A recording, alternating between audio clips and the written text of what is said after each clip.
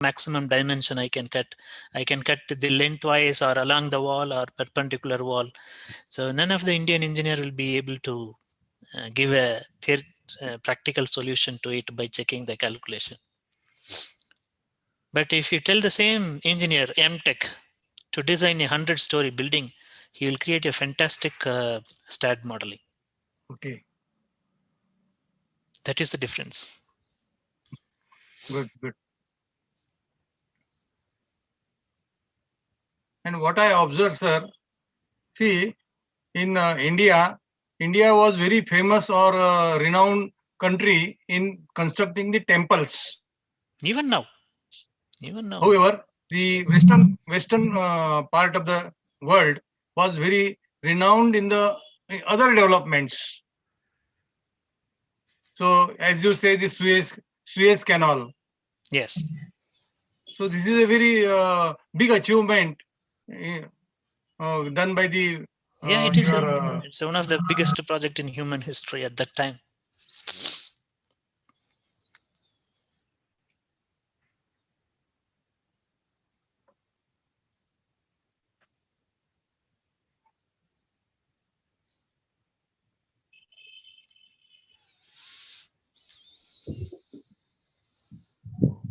Can we start the session, sir?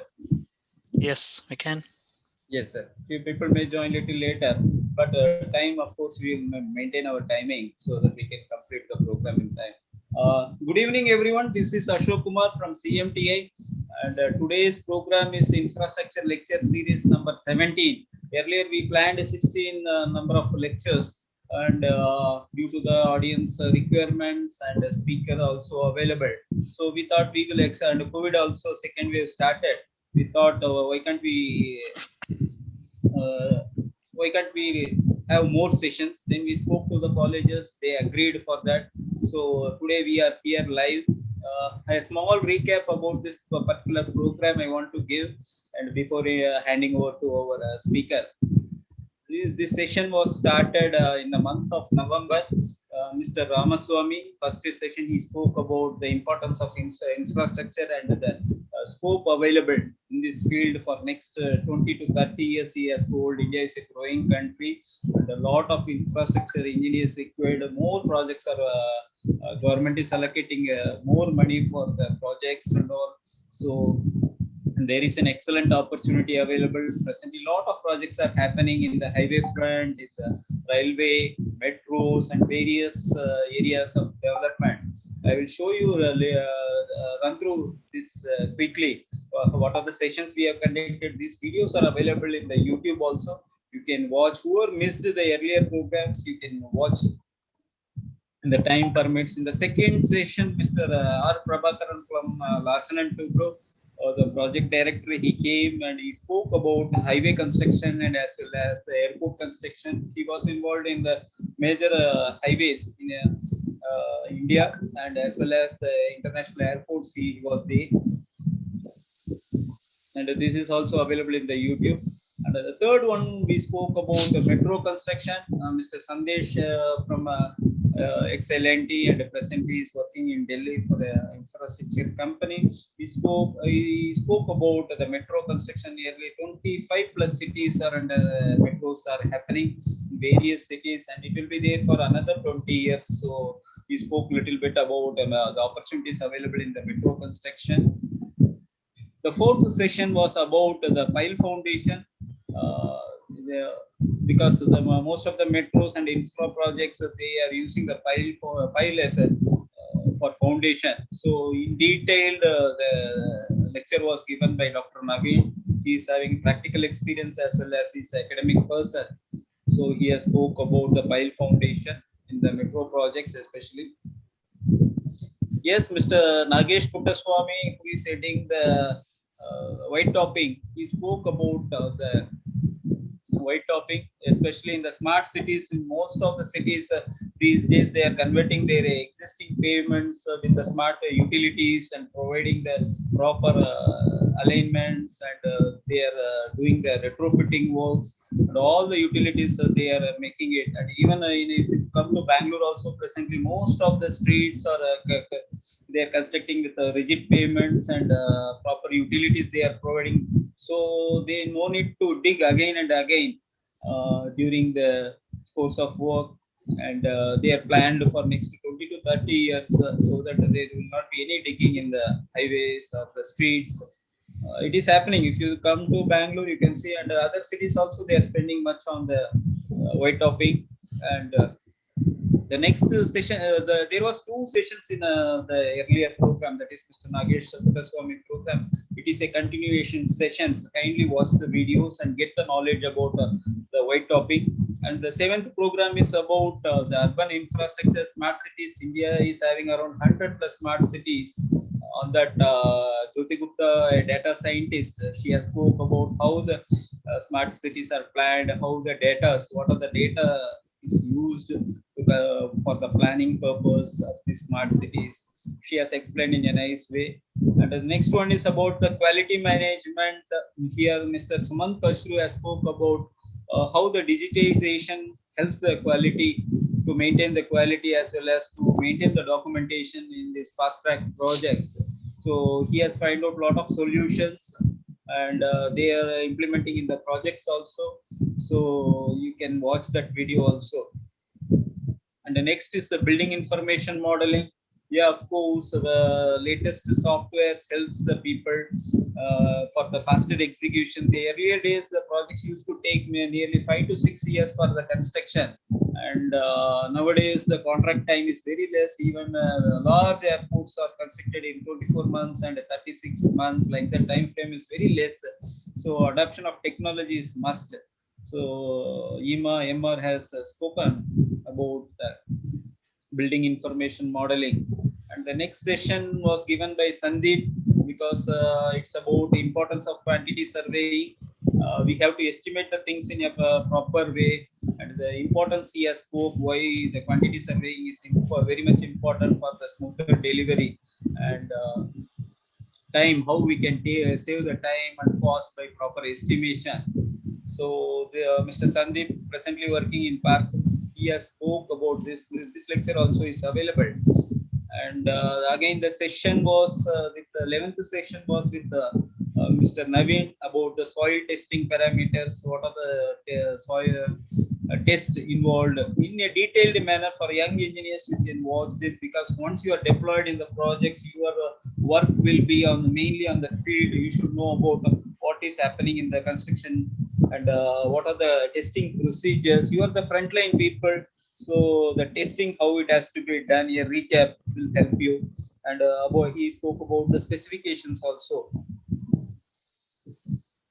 And the next session was about the deep foundation. What are the deep foundations used for the bridges and the mega structures? He spoke about the deep foundation in the 12th session. And the 13th session was again Mr. Sivaraman sir. Today he is available with us on a different topic.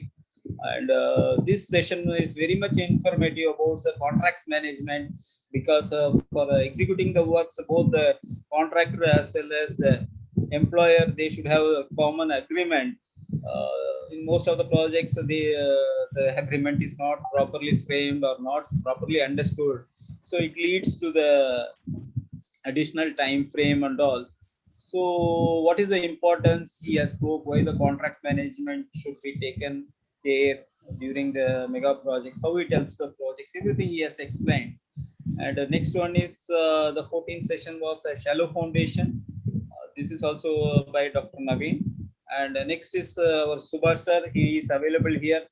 Welcome sir, welcome for this program. And sir spoke about the billing in projects, how the billing can be done in a very good manner, how the payments, because it's a cycle. Any project is a cycle. If you do the proper billing, only then you can achieve the progress. So how the billing can be done in a project, what are the important parameters while doing the billing, he has explained in a nice manner. It is available in YouTube. Who are attended, okay, if you are not attended, you can listen to the lectures. And sir is going to do a workshop next week on construction licensing. He will speak during the break time. Sir is going to speak about construction licensing little bit. And then the last week's session was on smart cities, how the smart cities are being constructed. And Mr. Vinay Mangrulkar, who was heading the Lavasa Smart City in Pune, he has explained about the smart city construction, what are the parameters, the green measures, all these things he has explained, the importance as well as the use also.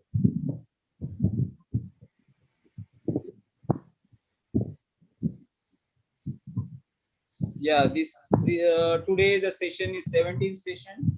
Today with us Sivaraman sir is available. Welcome sir, welcome to this program again. The audience have joined now, around 26 participants here, and around 25 in YouTube also available, around 50 plus, and more people are supposed to join.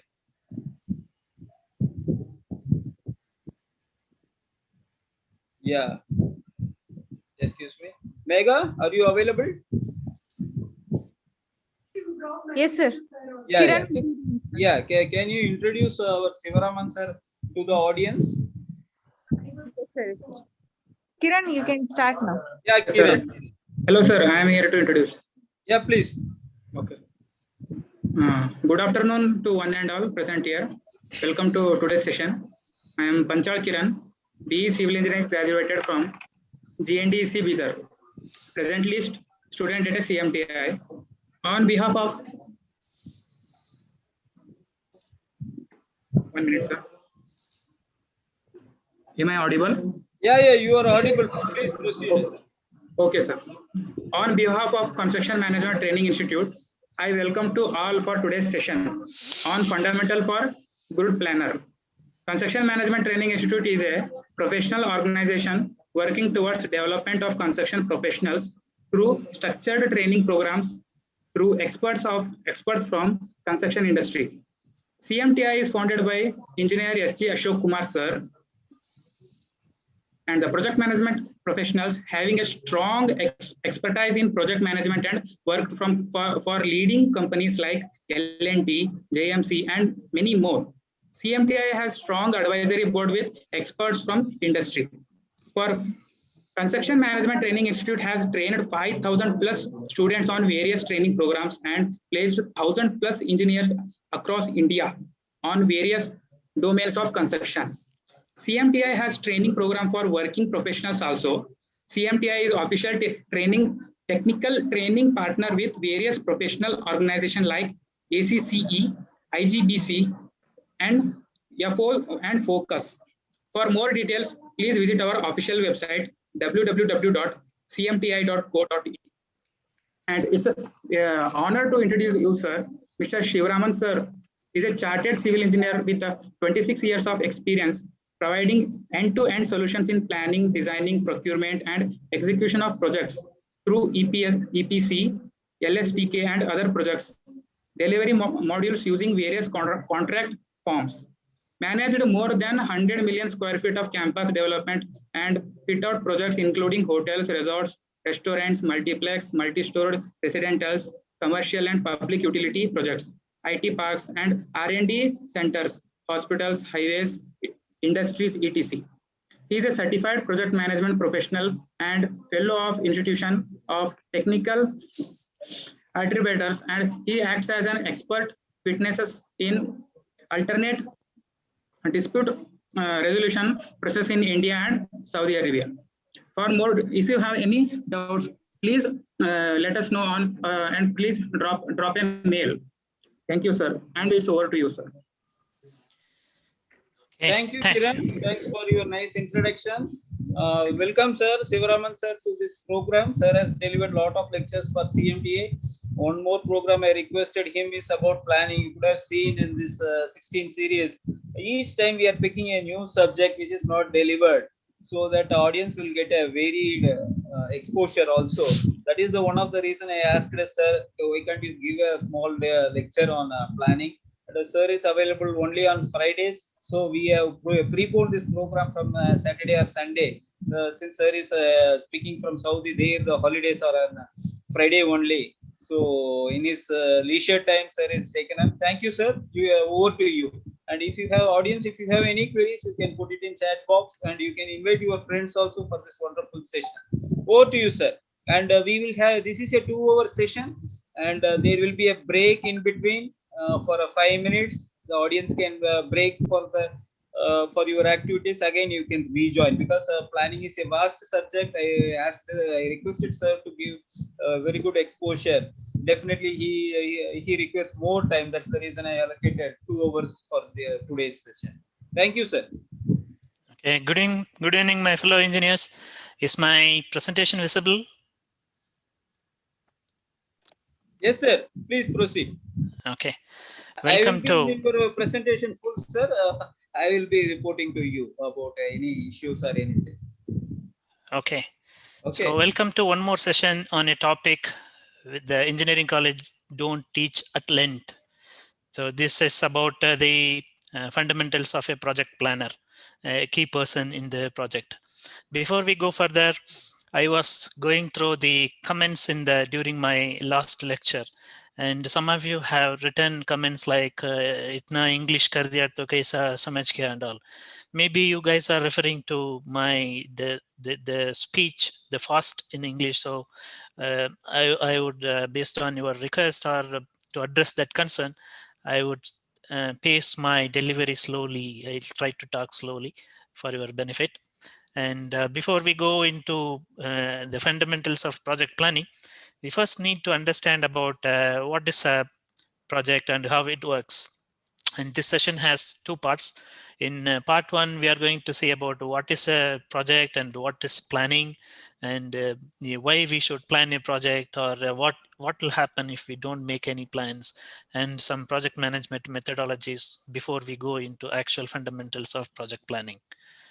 Okay, what is a project? If you close your eyes and think about what is your project, your mind map will create. When you talk about a project, the project involves resources first. When you talk about resources, what kind of resources? It is a men, people are there, materials are there, budget are there, and then about activities will be there. What kind of activities? Critical path, task, deliverables. And then if you talk about project schedule, what is the deadlines, goals, objectives, KPIs. So all these will come into our mind. What exactly is a project? How will you define a project? Whenever the activities are innumerous and your mind map goes on, pondering over things, what exactly is a project? There are some characteristics to any activity. If you are doing any activity and there are some characteristics, if they are satisfying that characteristics, you can call it as a project. Let us see one by one. This, first of all, a project is a temporary in nature. If an activity is temporary and it is unique, different from one another, not done earlier at the same place, and time bound. It has a definite starting time and ending time. It is called time bound, and it has a result. Any activity or anything you do, it has a result. It results in a product or a service or a combination of all this. Then we can call this as a project. Then it has a constraint. Nothing comes as smooth as you think. There will be constraints and restrictions. There will be some challenges in between, some risk associated with that. So these are called constraints. And if all these things are satisfied to an activity, it is called a project. You know very well, construction of a house is a project. Construction of a bridge is a project. Construction of a railway, it is again a project. You all very well know it.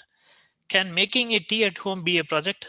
Yes, based on this definition, it is a project by itself. And going to a movie, going to a movie theater and go and see, is it a project? Yes, it is a project. It is temporary, it is unique, and it is time bound. You will have an evening show, and there is a result. You spend your time peacefully, happily, fun, and there are constraints. Going to a movie, what are these constraints? Your traffic jam is a constraint. And what are the risks? Someone will come and hit you in the bike, or your tire get punctured. These are the risks, these are the constraints within which you have to go meet the timing, get the ticket, go to the movie and come back. So when we talk about constraint in a project, what kind of constraints we are talking about? In any project, there are several constraints, but there are three constraints which are most primary and most vital, we can say. What are these? This is scope, cost, and time. These are the three constraints, and three constraints within the quality framework they have to operate, number one. And if there is any change in one of these constraints, and it will make a change in at least one other constraint. If the cost is increasing, either scope will increase or the time will increase or both will increase. Similarly, if scope increases, both cost and time will increase. If time increases, scope may remain same, but cost may increase because of the association of resources for a prolonged time. So these three constraints, if you have to manage throughout the project very effectively, then you are managing the project well. So this is all about the project constraint, and these things are called three idiots, or three constraints, or triple constraints, we can say in project management language. Now we'll see what is planning. Project planning is the process of establishing the scope, defining the objective, and steps to achieve them. How to achieve this? It's on paper. We have to define everything is on paper before you start doing anything on the project, and this is called planning. And it is the most important of the processes that make up the project management. Project management has several processes, and this is the most important one because this gives you the roadmap how you are going to proceed further till the end of the project until you achieve your goal. The output of the project planning process is a project management plan. This gives the plan. A project management plan is a roadmap that determines in advance what, when, and how, and who will take the necessary action to accomplish the established project objectives. This is the definition of a planning for the whole activity of planning. And why to plan a project? Why we have to plan a project? If we don't plan, will the project be not complete? Can we proceed further? Yes, of course. It's like being put in a crowd. Without a plan, one can easily get lost in the crowd. When you get in the crowd, you don't know which direction to go, and you don't know whether the direction you are going is right or wrong. You'll reach your destination. So it is like getting lost in the crowd if you are not having a proper project plan. The other things, planning, it improves communication with your clients because client are the ultimate, we can say, the sponsor, or he is the one who's paying you. So it should improve the communication with him. And he's spending money, of course, and increase the transparency of your own work. So what you are achieving, what you are doing in your project, 2 years, 3 years you are working, what is your achievement, where was the project and where is it now, and how you have managed the risks and the challenges in the past. This all will create a transparency within the team and even outside the team also. And you become more organized. So as you become involved in the project, you don't know when the project manager is asking for a particular information. So when you get some experience into the project, you will keep organizing things, files, folders in a way the project manager or the important stakeholders are going to ask. So you become more organized when you start planning. Not only you become organized, you make everyone in the project team also organized to meet up with the requirements going forward. And focus on the project goal. So you will never lose the focus on the project goal, not to deviate from the goal. Otherwise, what will happen? You will add more unnecessary things into the project, which will create misunderstandings, and then which will consume time, cost, and other resources. So these are the reasons why a project needs to be planned. What if we don't plan it? What will happen? One of the example is this. So you see this in this picture, the two groups have worked independently without any coordination, no plan. So each one have done their own work, and then this is what will happen. Okay, and before you start anything, learn how you finish it. Otherwise, you'll get trapped or you'll get cornered like this. If you do not know how to finish it and you don't have a roadmap like this, then you'll get cornered like this.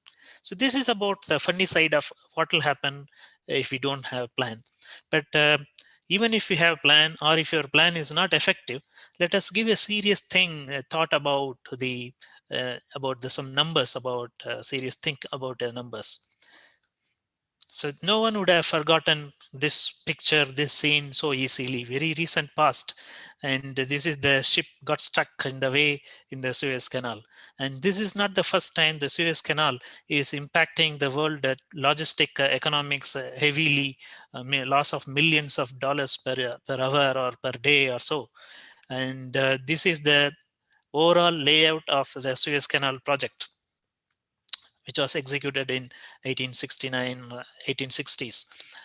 So when it was constructed, it gave 1,900% of cost overrun. It exceeded the budget by 1,900%.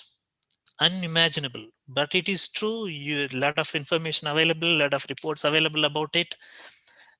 This is how they completed the project. Even now, it is saving a lot of amount every hour, millions of dollars it is saving. But still, when it was constructed, this is how this ended up, with in spite of all the plans in place. And this is a Scotland Parliament building.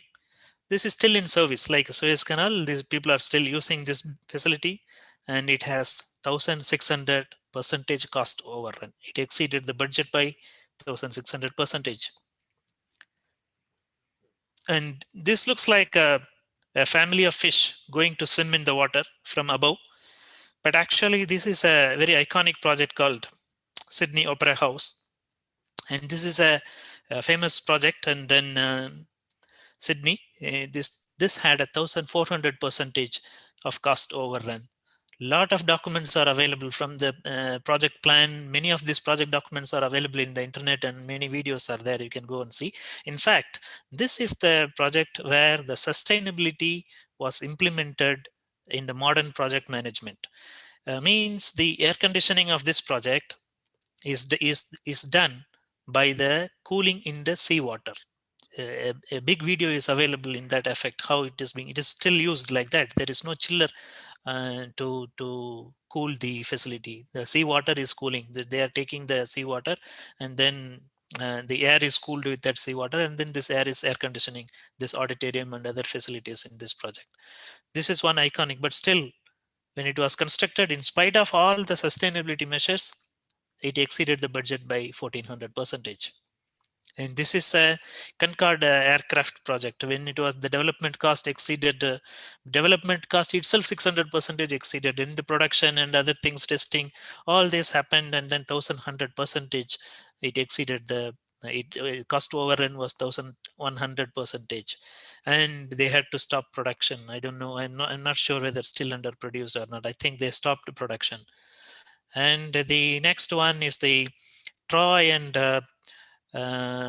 it's a railway project in US, Troy and Greenfield railway track railroad project.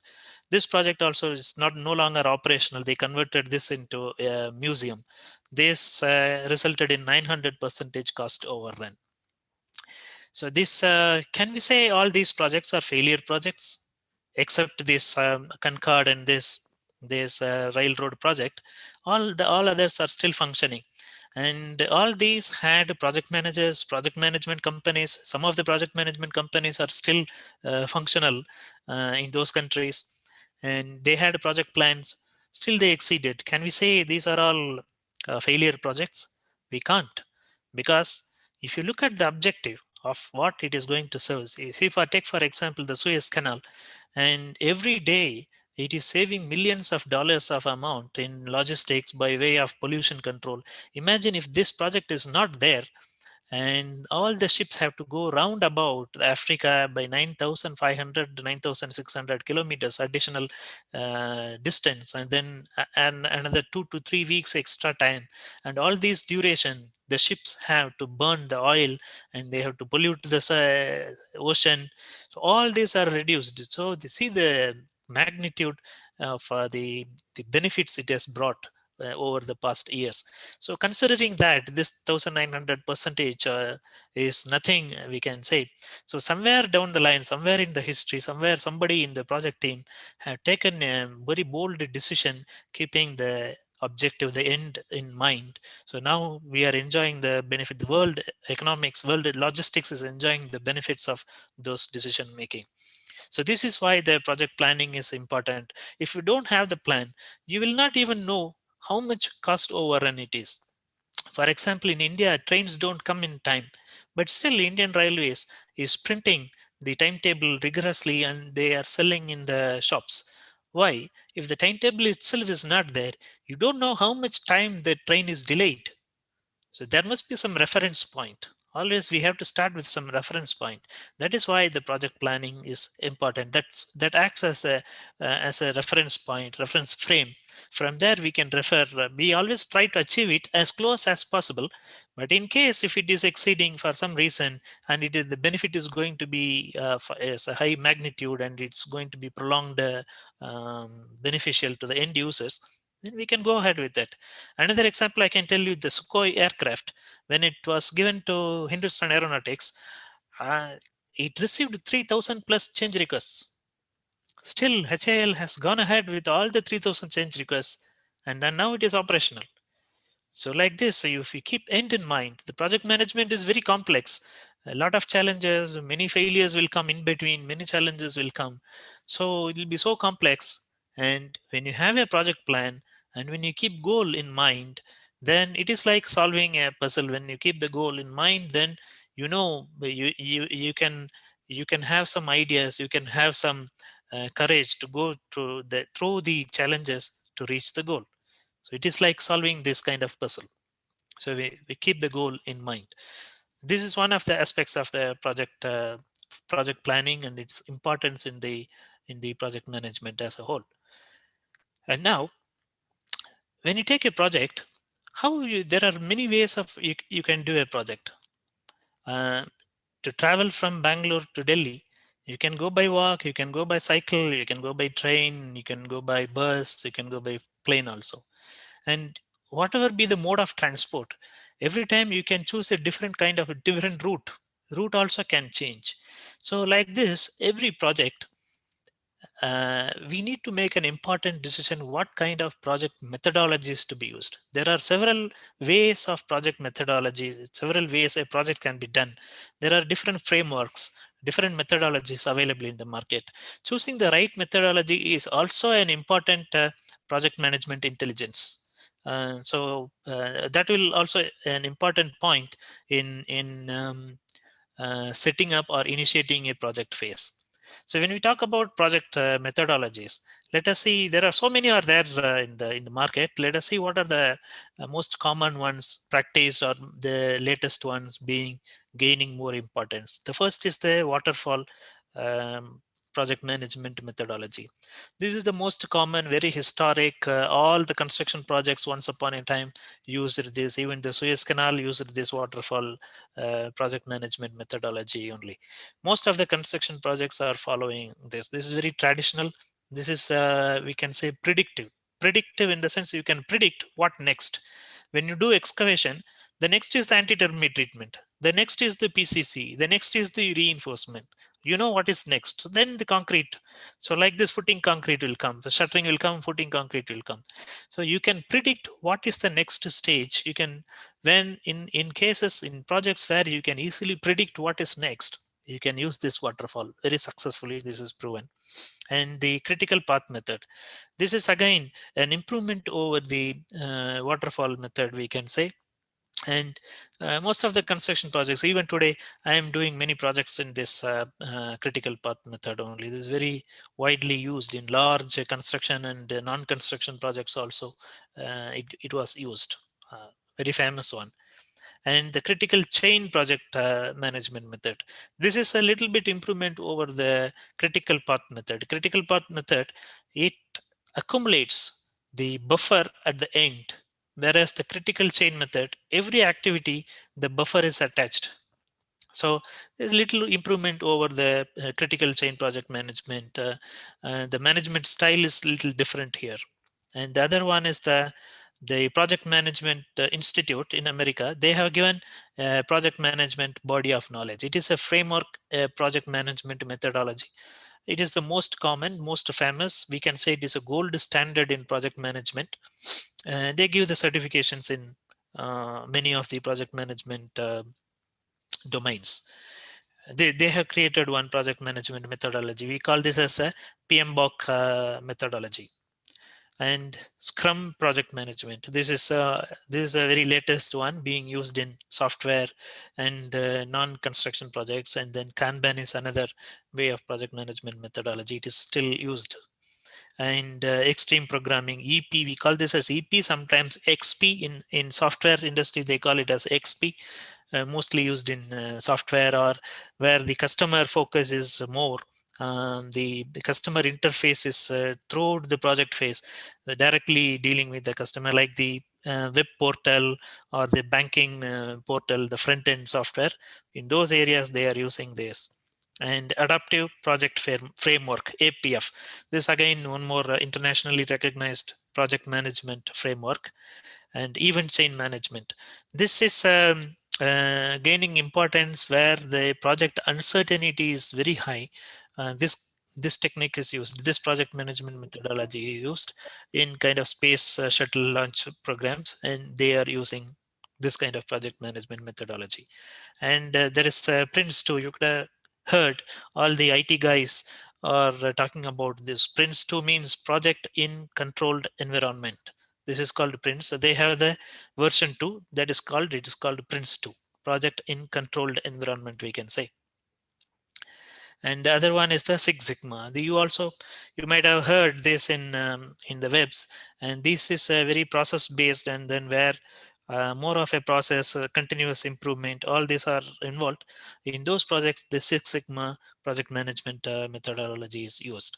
So there are so many. I have taken only the handful, about 11, 12, which are most commonly used, or we know the names of that. At least one or two projects, they are being used. And if you see, look at the list again, we can group them into certain ways.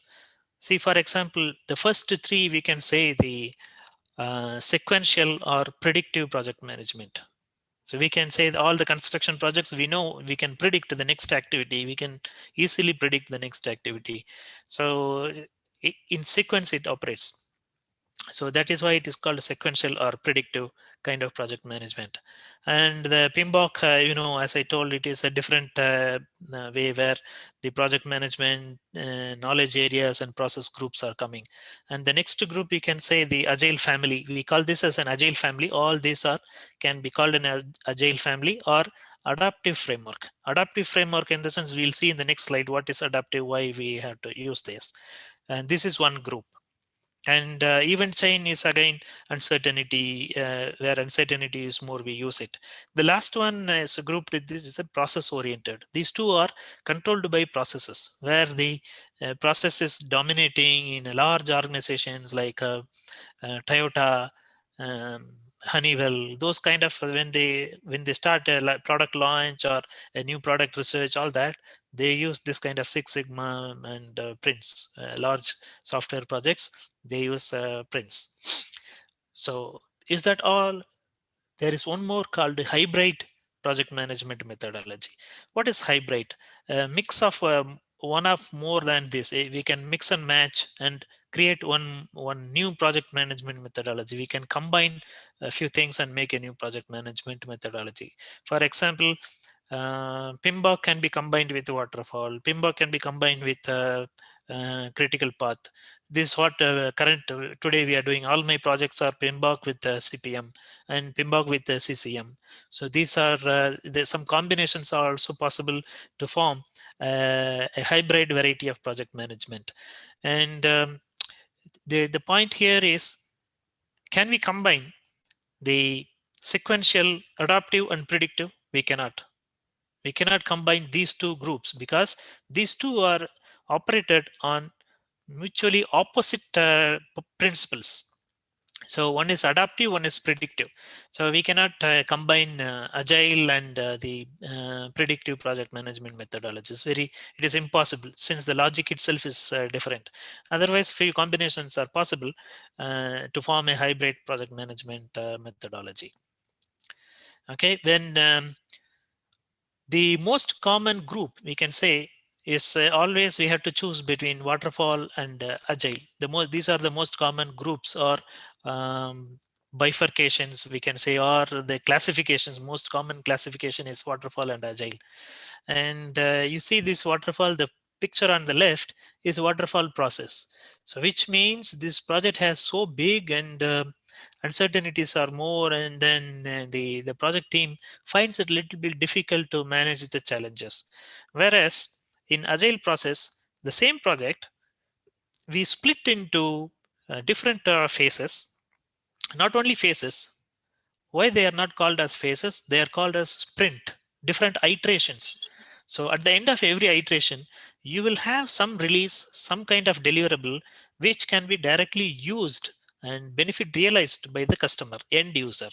So every iteration, you will give an improved version of the earlier one or added version of the earlier one, so that you are building the project stage by stage, little by little, delivery by delivery, you are building up one by one, so that during this process, when the customer starts using it, the user requirement or the user feedback will come back to the project team, and then they upgrade, they develop it, they incorporate it, and every time, every iteration, the product comes, the small incremental product that is an improved version of the earlier one.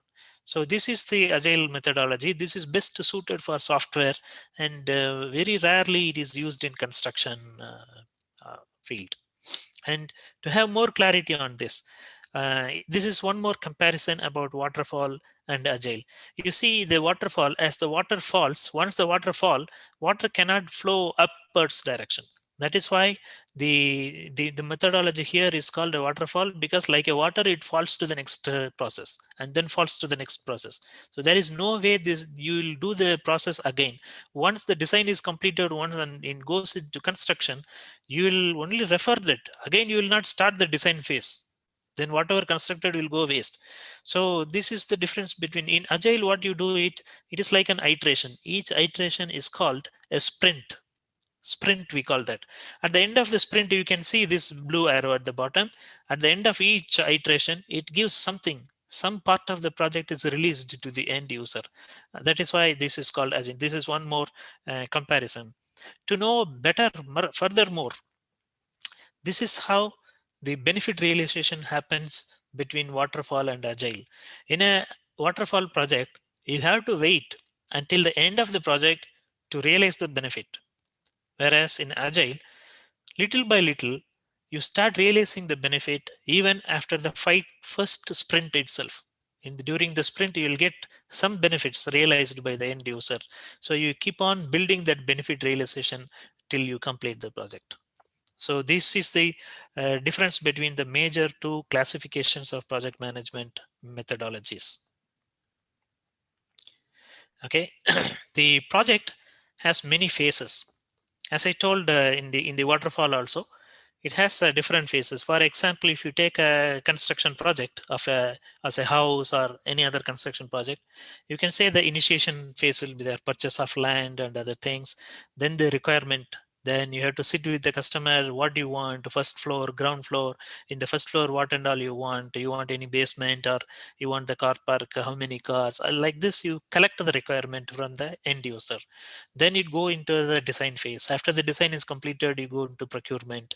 Then at the end of the procurement, you will finalize the contractor. The contractor will start the construction, actual construction. Then the commissioning of services will happen. All the air conditioning, electricity, everything will be commissioned. Then handover. This is a typical project phase, I can say.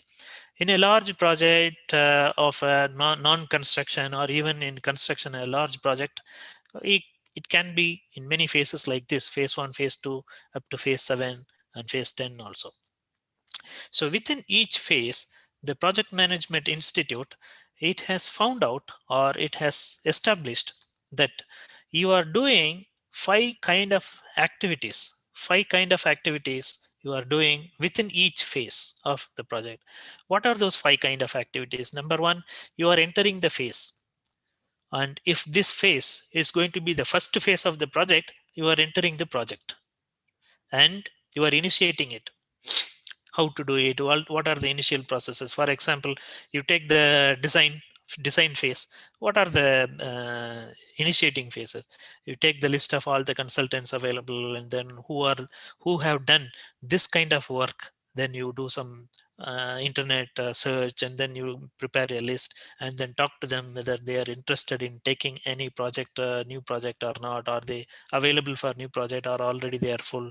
Like this, you make some inquiries, project initiation. Then you are planning it.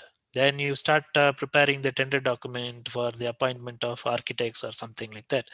Then again, executing phase, the design itself is happening. Then during this execution, you will make some mistake. So some client feedback will come. So after that, when you review it, you know that, oh, it should have been done this way and all. Then you make some rectification in that. So this is called monitoring and controlling. So you monitor your work, how far we are going. Are we going in the right direction? Is it right with national and international standards? Then you rectify it. Then again do it. So this is called monitoring and control. And once the design is completed, you are coming out of the design phase and going into the procurement. So this is called exiting the phase.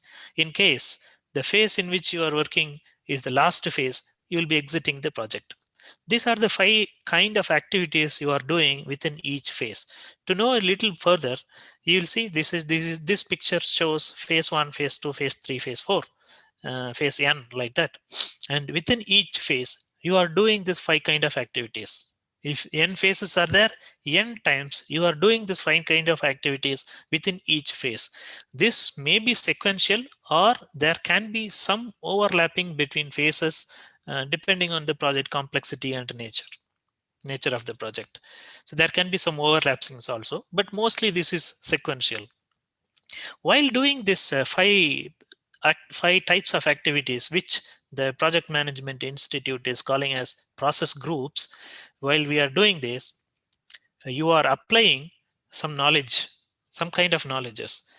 Project Management Institute has identified some 10 kinds of project management knowledge areas, they say. In each phase, you will apply at least one or even more or all of the knowledges in each phase. So this is what they're understanding. This is how the process groups and knowledge areas came into picture in the Project Management Institute body of knowledge. So to know further, the planning phase, where it fits, to know further, we have to map the project management knowledge areas and process groups. Here you can see this, the vertically process groups are there: initiating, planning, executing, monitoring, and control, and closing. And these are the 10 knowledge areas which the PMI, Project Management Institute, has identified as knowledge areas, starting from integration to stakeholders. The numbers given under each of these 4, 5, 6, 7, 8, and the project management body of knowledge has many chapters. The first 3 is for project organization and then other things. So these are the chapter numbers. Don't get confused about starting from 4 to 13. These are just the chapter numbers in PMBOK Guide 6th edition. Okay, here you can see the matrix of knowledge areas and process groups. There are overall 49 processes are there. In that, planning, here is the planning it sits. You can see planning where it sits. And out of the 49 process groups, you can see how many processes are there. 49 processes, about 24 processes are from planning itself. Now you understand the importance of planning. About 50% of the process refers to planning process group only. So this much importance is there for planning. And next, and you can see planning is one of the process group which applies all kind of knowledges. Hello, am I audible? Yes, sir, you are audible. Please proceed. Okay. And the planning is one process group which applies all knowledge areas, all the 10 knowledge areas. Other than the planning, there is one more, it's called monitoring and control. You see this total about 12 processes are there, which means about 25% of processes are from monitoring and control. So planning and monitoring and control constitute for about 75% of the processes in the project management manual given by PMBOK. So this is the importance. This is how the planning engineer needs to be so vital, so equipped, and things on. Okay. Now, Ashok, do we have the time for continue or 4:50 now? Sir, another 10 minutes we can continue. After then we can leave 10 minutes break. After then another 50 minutes we can continue. Okay. So in the project, this is all about the project and its environment, its types, its methodologies, combinations, and process groups and knowledge areas, and so on. I was taking about the PMI. I was promoting PMI project management methodology because this is very close to what you will be doing. Now you are all students. When you come into industry, this is something what you will do exactly almost similar to it or towards that. Over a period of time, when you grow up in your career path, you will reach this point. So you will start doing, you will be progressing in that direction of doing what the project management manual says, because it is not a single book authored by an individual. It is a collection of good project management practices, which are very vital and which are very you can say relevant to whatever we are doing in today's project environment. And even my company is all aligned with the PMI standards. Whenever the PMI is upgrading from 5 to 6, all our 430 plus processes, we have 430 plus processes, all are upgraded to that. All documents referring to PMI PMBOK 6 version. So it is like that. So this is the gold standard. So it is essential that we align our thinking of planning with respect to the good project management practices collection. So that is why I was trying to promote more on the PMBOK side. And coming back to the project planning, this is where actually you will be doing it when you get into the job. This is what actually you will be doing. So that whatever we have discussed earlier it is about the prelude or the fundamentals of planning, fundamentals of project management before you start learning the fundamentals of planning. Okay, here in this part 2 we are going to see stages of project planning and attributes of a good project planner and pitfalls of project planning, or what are the common mistakes being done by the project planners, and the future of project planning and project planning certifications, which is more relevant for you. When we talk about the stages of project planning, we can say there are various stages. The first stage is always outline the business case. This means when you are given a task about planning, you should know why this project is existing. What is the project goal, business case? So outline the business case. This is going to be your lighthouse. I can say this is going to be your lighthouse. When you sail through the project, this is going to be your lighthouse. Whether you are aligned with that, you are going towards it, how far you are aligned with your business case. So that is why it is the first, this is a starting point for any planning professional to refer. Then meet with stakeholders. This is a second stage. And define project scope. Then set goals and objectives of the project. Then outline the deliverables of each and develop project schedule. This is the core of what you will be doing. And assign tasks to resources. Yes, all tasks need to be done by some people. It involves time, it involves resources, it involves materials. So we have to assign the task, not only do the schedule. After the schedule, you have to assign to the resources and assess the risk and plan responses. This is one important thing which the planning engineer should lead. And in this, the process of project planning stages, there are few things as a planning engineer you have to do alone, and there are few other things you have to play a vital role. You have to play a fulcrum role, I can say the pivotal role, where many people will be involved, and you and the project manager will be controlling most of the functions and take the inputs from the rest of the team. So it is a collective work. So many things are a collective work. And once you establish the project baseline, you have to communicate to the stakeholders. That is another important thing, because if you make a hard work, you do hard work making the plan, and if you don't communicate, you will not get the expected result from your stakeholders, and then later you will be blamed for not communicating. And the first, let us go to the business case.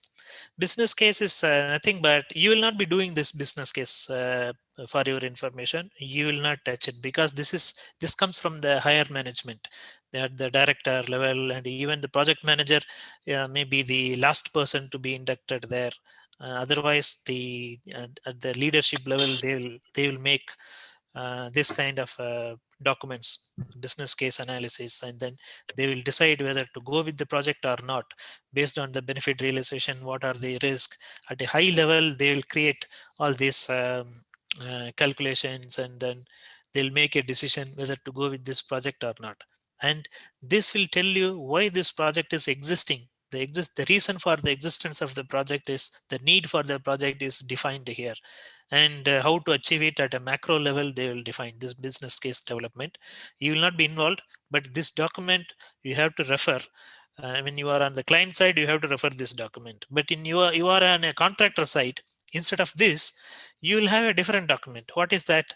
The agreed contract between the owner and your company. They'll have a contract document, and that becomes your business case. In this matter, when you are working for a contractor, it is not necessary that you will go and work for a client only. If you are working for a client, your internal customer, your management will be having this document. You will have to refer it. In case if you are working for a contractor, the agreed contract between the owner and your company, that is the business case for you. So that is your guiding document. That becomes the new lighthouse when you sail through your project.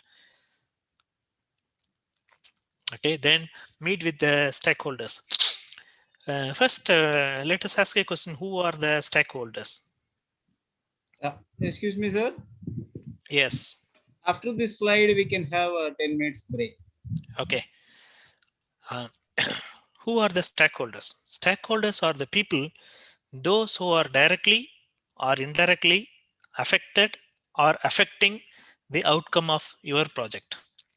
So this is the little difficult to understand the definition.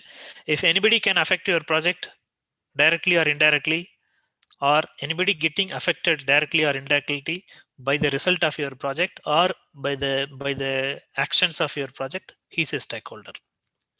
So you'll have n number of stakeholders in any project. Not necessary that all stakeholders will be with you in the project from start to the end. Some stakeholders will come in the beginning and they will disappear after some time, like the design consultant. And some stakeholders will come in the middle, but they will stay all through the end of the project. Only few stakeholders, like project sponsor, he will be there from beginning to end of the project. The end user, he will be there from beginning to end of the project. You have to keep contacting them. Then the planning engineer, he will be there from beginning to the end of the project. So he is he himself is a stakeholder, I can say. So each stakeholder, there are some internal stakeholders. Your project teams and your company people are your internal stakeholders. Anybody outside your organization is an external stakeholder, we can say. And each stakeholder has different kind of interest in your project. Each has, for example, the finance guy is always interested in how much he has already given you in this project, he spent on this project, and how to control the cost, how not to spend more.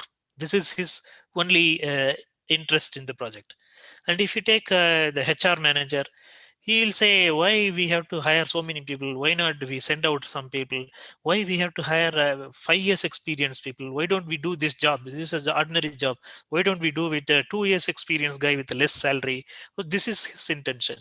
So it is like is multiple people, blindfolded people. They are just gazing through an elephant and trying to figure out what it is. The person who is touching the tail, he says it is like a rope. And the body of the elephant, he will say it is a wall. And the ear of the elephant, he will say it's like a fan. So it is, each one has its own ideology, its own expectation in the project. So based on his interest levels, you have to define their interest level and then manage them properly. Even managing is not the right word. Even the project management institute nowadays removed the word called the stakeholder management. Instead, we have to engage the stakeholder. We have to say it is called stakeholder engagement. So there are different methods we can engage them. We can rank them, their involvement and their impact, their influence. Based on that, we can rank them, and then we can devise the engagement strategy, the stakeholder engagement strategy. So this is all about stakeholders. So unless you meet up with your stakeholders, you will not know what each one is expecting this project, what each one is expected to do. It is not only their expectation, each stakeholder has to contribute something to the project. So what is their each stakeholder's capability? Based on that, you can create in the schedule, you can include certain things about their involvement, when they have to come into the project, when, what time, what kind of deliverable is required from these stakeholders. You have to communicate them. Otherwise, they will keep quiet. They will focus only on their interest. They will not focus on their contribution. So it is the responsibility of the project manager, assisted by the planning engineer. It is you to define what each stakeholder has to contribute to this project. Okay, can we take a break now? Yes, sir. We can have a break, another 10 minutes. We Yeah, can now join the time in 5 to India 1. is what's the time now? 5. Okay, 5:10 we'll come back, or 5:05? Yes, sir. 5:10 we can come back. Okay. Audience request to come back by 5:10. Another 45 minutes the session will be there. Yeah, another 30 minutes, 30 to 45 30, minutes. 35 minutes maybe. Based on the question and answer, it will extend. Yeah. Okay. We will join at 5:10. Okay, right.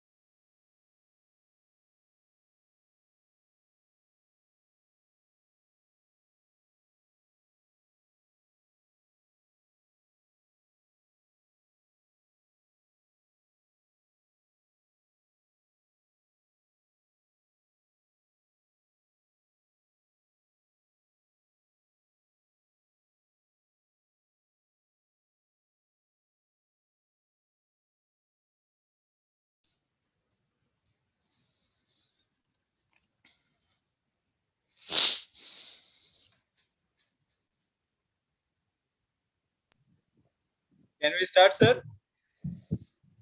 Yeah, we can. Okay, sir. I'll share the screen. Yeah. Give me 1 second. I would like to share my screen. Some small recent developments I wanted to share with the audience as well. Okay. Yeah. Yeah. Allow me 2 minutes. After then you can join. Some Okay. people still yet to join. So I will share my screen.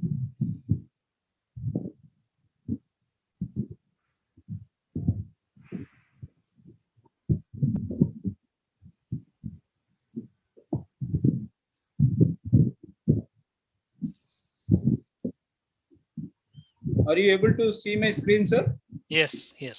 Yes, recently we have started this e-learning platform also because COVID is actually affecting the operations as well. A lot of people are having enough time to upgrade themselves to the next levels. A lot of working professionals also taking this kind of e-learning programs where we are giving the various subjects.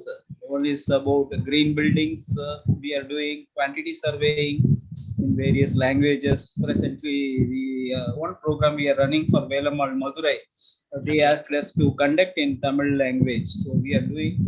Next week, we are planning a program on Hindi for a college for the students. So various programs we are doing. And this is available in a pre-recorded versions also, where the drawings also available. Drawings can also be available along with the video. Drawings, the project document, Excel sheets, everything can be given in our learning management system. In these various courses we have launched in collaboration with various people who are experts from the industry, that I wanted to show for the audience. If you take a site engineer course here, in this from the drawing reading onwards, it will be available. If engineer goes to project, what kind of a drawing will be available in the project? Here the construction expert, he explains, as well as the drawings also attached. You can find out here the general notes and the drawings are attached over here. Like that, various topics in a sequential order. These are available in YouTube also, of course, but it is not in a bundled manner. You have to search it here. For a fresher or a person having 3 to 4 years of experience, he can get everything in a sequential manner from the bottom to top. What are the topics? Various topics. If you take building regulations, a lot of people may not be knowing what is the building bylaws. Unfortunately, it's not in the syllabus also. But if any engineer wants to start his own work, he should understand about the building bylaws. So about the bylaws also available, as well as finishes. Presently also Sriram properties in Bangalore, they are asking me about finishing engineers, but I could not able to get those engineers. Everyone is interested in the concrete and structure, and very less finishing engineers are available. The engineers can be molded or trained on the finishing requirements. If you see here, the various videos, as well as the PDF statements and the Excel statements, including the rate analysis and the product catalogs. If you take joinery, detailed works, how to execute it is available in a video format, as well as the attachment is available. That's the reason most of the engineers, according to their profile, we are fine tuning and we are sending them to the interviews. They are cracking the jobs and they are ready to take up the jobs immediately also in the workplace. And plumbing, material management, the BOQ and the specifications of a project. I was explaining about it. The BOQ, understanding the BOQ itself is a major subject. A lot of people may not be knowing what is BOQ itself. Then how can he can become a quantity surveyor or a site engineer? So we have included a sample BOQ and the sample specification from the IS course. This is available, and these are delivered in interactive training as well as self-learning mode also. Interactive training, it is daily happening in the evening as well as in the weekends also available. This is about site engineer course. Like this, lot many courses are available. Example, a lot of people, academic people, they are taking green building technology. Architects even taking this technology, green building practices, and they can get the certification also. Various courses available here: advanced construction management, understanding the BOQ specification, rate analysis, and the preparation of cut list for interior works. and procurement, digital construction, infrastructure site management, all this available. I will share this in the link to the audience as well. You can find out in our website also. This is the update, sir. Okay. And we are planning some courses related to building services also, because that is also required for a civil engineer, and we are making the course content for the same. And even infrastructure, metro construction, these courses also under preparation with various experts. Okay.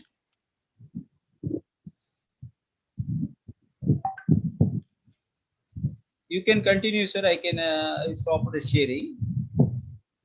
If audience, if you have any questions, so you can post it in a comment box, or you can reach our office.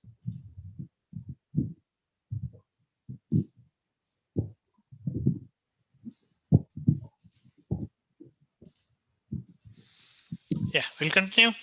Yes, sir. Sure, sir. Sure. Yeah. We have seen about the stakeholders, and you have to meet up with the stakeholders to take their requirements and then to understand their deliverables, their contributions to the project. Okay, next, based on this understanding about the business case and the meeting with the stakeholders and understanding their expectations and their deliverables, you will create a project scope statement. It's called a scope statement, or define a project scope itself. And this picture, you can see anywhere. You could have seen it already. And if this is the first time you are seeing this picture, I'm sure you will continue to see this till the end of your life. In at least every alternate lecture, you will see this. This is a very classic picture to tell you the problems with the communication for people, how people understand this.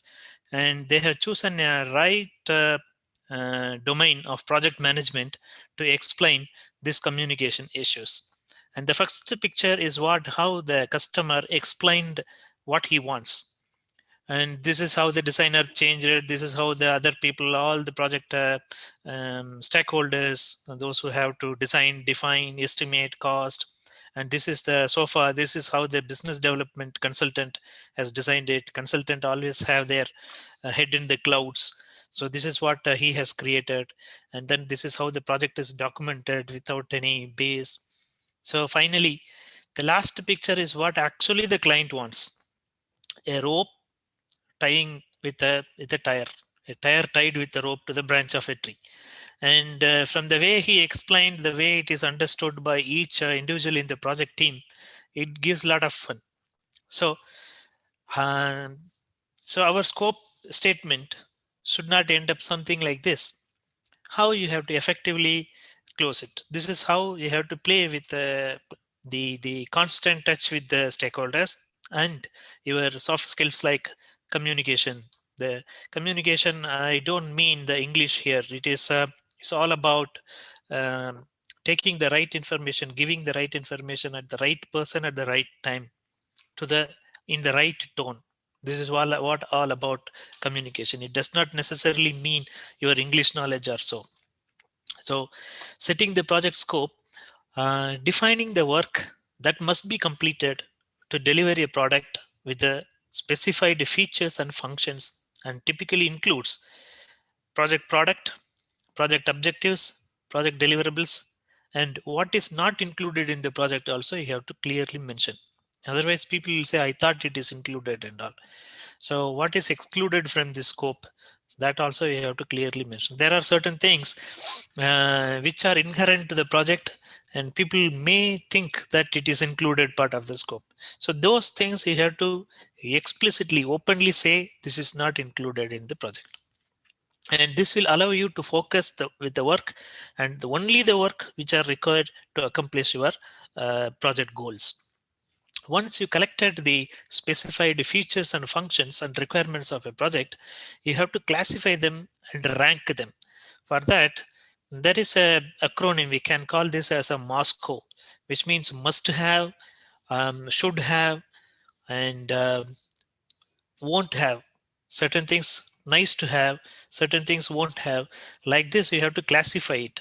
And which are the must have and should have, and nice to have and all, you can keep it aside when the time permits, and when it is can be done within the budget, you can do it. Otherwise you can just leave it. So like this, you have to categorize the requirement and functions and features you have acquired from the stakeholders.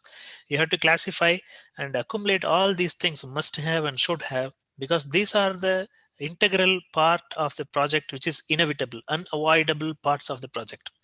So like this, you have to classify and rank the requirements and then create a project scope statement. Understood? And then set the goals and objectives.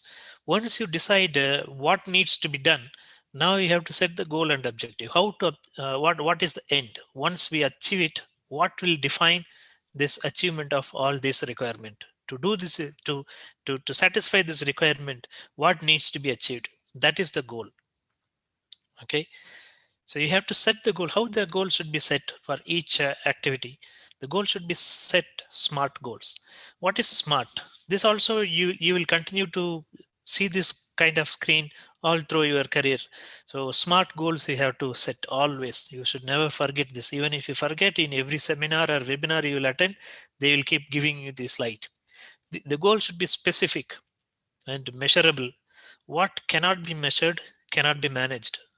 So it should be measured, how much is achieved, whether it is achieved or not. There must be some mechanism to measure it. There must be some indicator to define whether it is achieved or not. These are called KPI, key performance indicators. Then the goal should be attainable. You should not give some dream as the goal. Dream can be dream, and dream with actions, and then with reality, that becomes the goal. So it should be attainable, and it is relevant to the project, relevant to what you are doing. The goal should be relevant to what you are doing. You cannot have being a construction project, you cannot set a goal like I will complete this software kind of thing. So it should be relevant to whatever project, whatever product you are working at. So this is called R. Then it should be time based. So when it will start, when it will end. So this also should be part of it. This is called, you have to set a goal very smart. And the outline the deliverables. What are the deliverables? A deliverable is a product or a service or a result created or performed in completion of an activity or a project. If the deliverable of the project can be a software development, or it can be a product also. So at the end of what you are doing, whatever is achieved by an individual, by a task, it's called a deliverable. So many such multiple deliverables constitute a project goal. The completion of the project will happen. Okay, there can be internal deliverable, not directly faced by the customer or the client. Internal deliverable means reviewing the drawing, then approving these samples. All these are within the project team, within your department, within your company. This is called internal deliverable. So which means these deliverables does not matter, do not matter to the end user. How you approve the drawing is not the owner's priority. It is not owner's interest. When you will complete the project, when you will see give the building to him, is his interest. So certain goals, certain deliverables not exposed to the end user or the customer, these are called internal deliverables. External deliverables is directly serving to the client need, directly satisfy the customer needs. These are called external deliverables. Why I am introducing these words here? The internal deliverables, it can be little lenient, or it can have some errors, some acceptable level of errors. But when the deliverable goes outside your organization and it directly hits the client, and we have to multiple times, we have to ensure that the deliverable is achieved properly to the requirement or not. So this is why we have to classify this, and we have to determine when it goes outside your organization or outside the project team, you have to scrutinize it as a planning engineer. You have to scrutinize it and send out the deliverable. The project manager is going to rely on your capabilities to assess this. Okay. And when I talk about the deliverables, goals, all that, most of you would get confused as why all these terms: scope, task, deliverable, goal. What are they?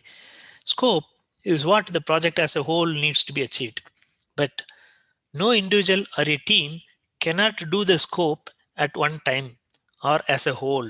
So it needs to be devised into some multiple pieces of task and information.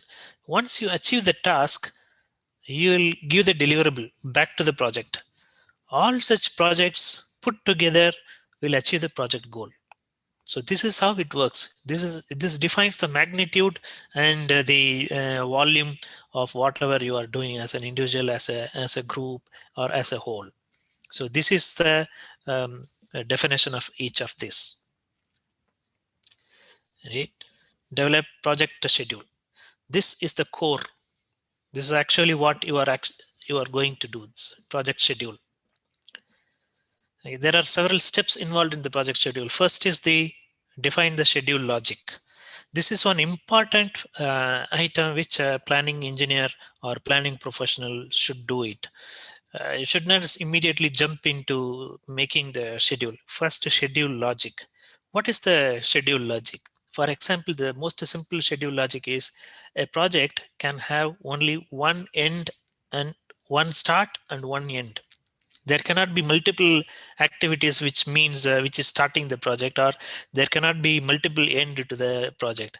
In case if any such unsupported dangling arrows are there in the network diagram, you have to connect them logically to one project completion activity. So this is one basic logic. A project can have one beginning and one end. Okay, there are many other schedule logics, and why the schedule logic is there. Each company should have their own way of working within the project management methodology. The working of a company, and then their company's size, and then the project size, these are all defining the schedule logic, how much it should be. And no activity should be more than 15 days. And the lowest activity cannot be less than 8 hours, because 8 hours is the one man's working day. So these are some understandings, the ground rules, I can say. So you have to set up some ground rules and communicate this to all for easy understanding, and nobody will have an activity exceeding 45 days, the 7 months and all. So what will happen, some activities like a delivery of a chiller which comes from America, this will be 7 months. How you will define, if you have a schedule logic of not exceeding 15 days, how you will define it, how you can do it? So you can split into multiple stages. So why we have to do it? For example, if the chiller is taking 7 months to come from America to India, you will keep telling 7 months, you will keep telling that it is still under production. The contractor also will give a rosy picture telling that it is still under production, still under production. After 6.5 months and 15 days ahead of the delivery, they will tell you some surprise that this is broken, that is broken, and the shipping is not accepting this, the dimension is not sufficient for a container. All that stories will come. So instead of waiting 6.5 months to know that we are not achieving something, we want to have some intermediate milestones. Break that into some intermediate milestones. First 15 days, he will give the production drawings approved. Second 15 days, then it will go for material procurement, material arrangement, then the shop cutting, all that.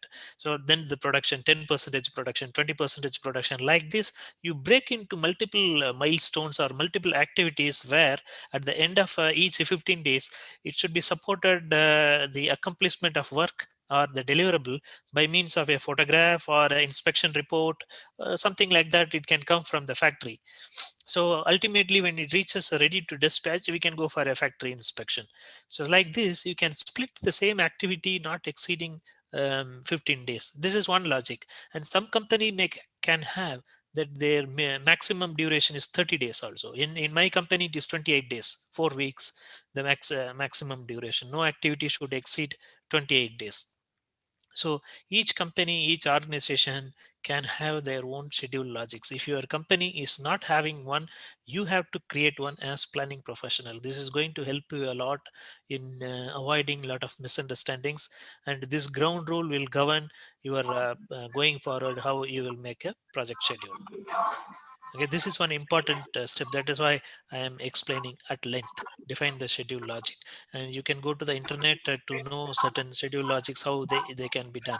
And uh, the other important thing in the schedule logic itself, in the project schedule, you'll have a lot of relationship, activity relationship, start to start, finish to finish, finish to start, like that. So you can have some companies are having some percentage. Start to start can have only 30% of start to start, finish to finish can be only 10%. Like this, they have some limitations. They have a reason for that. Now it is too early for you to understand this depth, but this is one of an important thing, that schedule relationship, there are some limitations in the schedule, upper limit for the schedule relationship.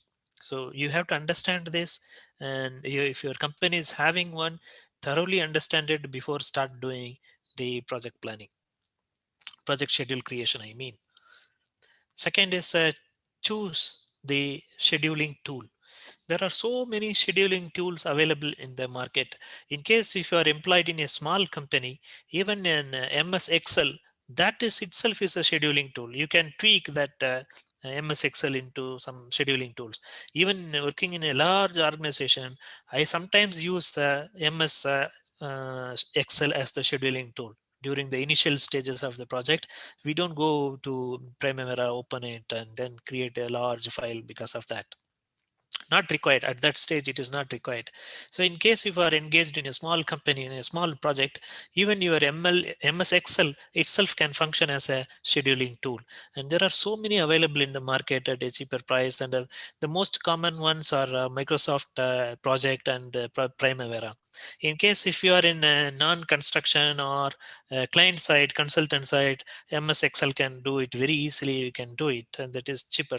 But the Primavera, if you are on a contractor side, better to learn Primavera. So that is going to help a lot in organizing your resources, loading the resources, and then resource leveling, smoothing, and then factoring it, and then billing it.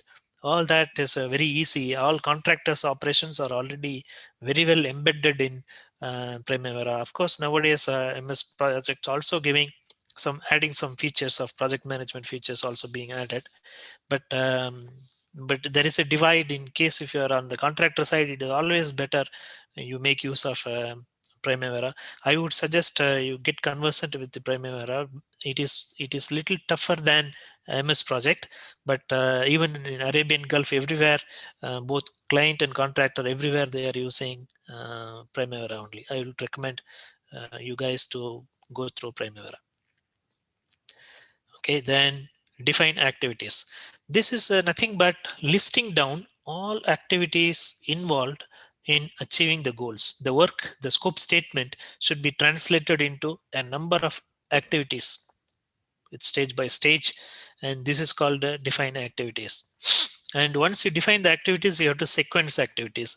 The sequencing activities involves creating a logical sequence, arranging the activities in logical sequence. Because once you create once you define the activity, it may not be in a sequential order, or you might have missed out something and added at a later stage. Now in the sequence activities process, you will sequence the activities logically in which order it is done, and then you create a relationship, start to start, finish to finish, and in relation to other activities, how it is going to function, when it will start, before that or after that, or how many days after that. All that kind of relationship you have to create in this process called sequenced activities. Next is the estimate activity resources. Now you have sequenced activities. Now, what are the things required to achieve this? what is the manpower or technical sources, how many welders are required, how many fitters are required, how many supervisors are required, how many safety officers are required. All that resources you will take, and what are the materials in what magnitude, how many bricks required at this stage to for that particular activity. So which means during that before that start of that activity, that many bricks and that many labor should be available at the site. So this information project schedule should go to the labor contractor, to go to the HR for arranging the people, recruiting the people from other sites, recruiting the people, or diverting the people from other project locations. So for all that reason, you have to prepare the resources schedule also. Resources schedule, how you will prepare. Once you load the resources into each activity, then you can prepare the resources schedule. So for that reason, you have to estimate the activity resources for each activity and record it, and then estimate activity duration. Then you had, once the resources is done, now it is time. How much time each activity is going to take.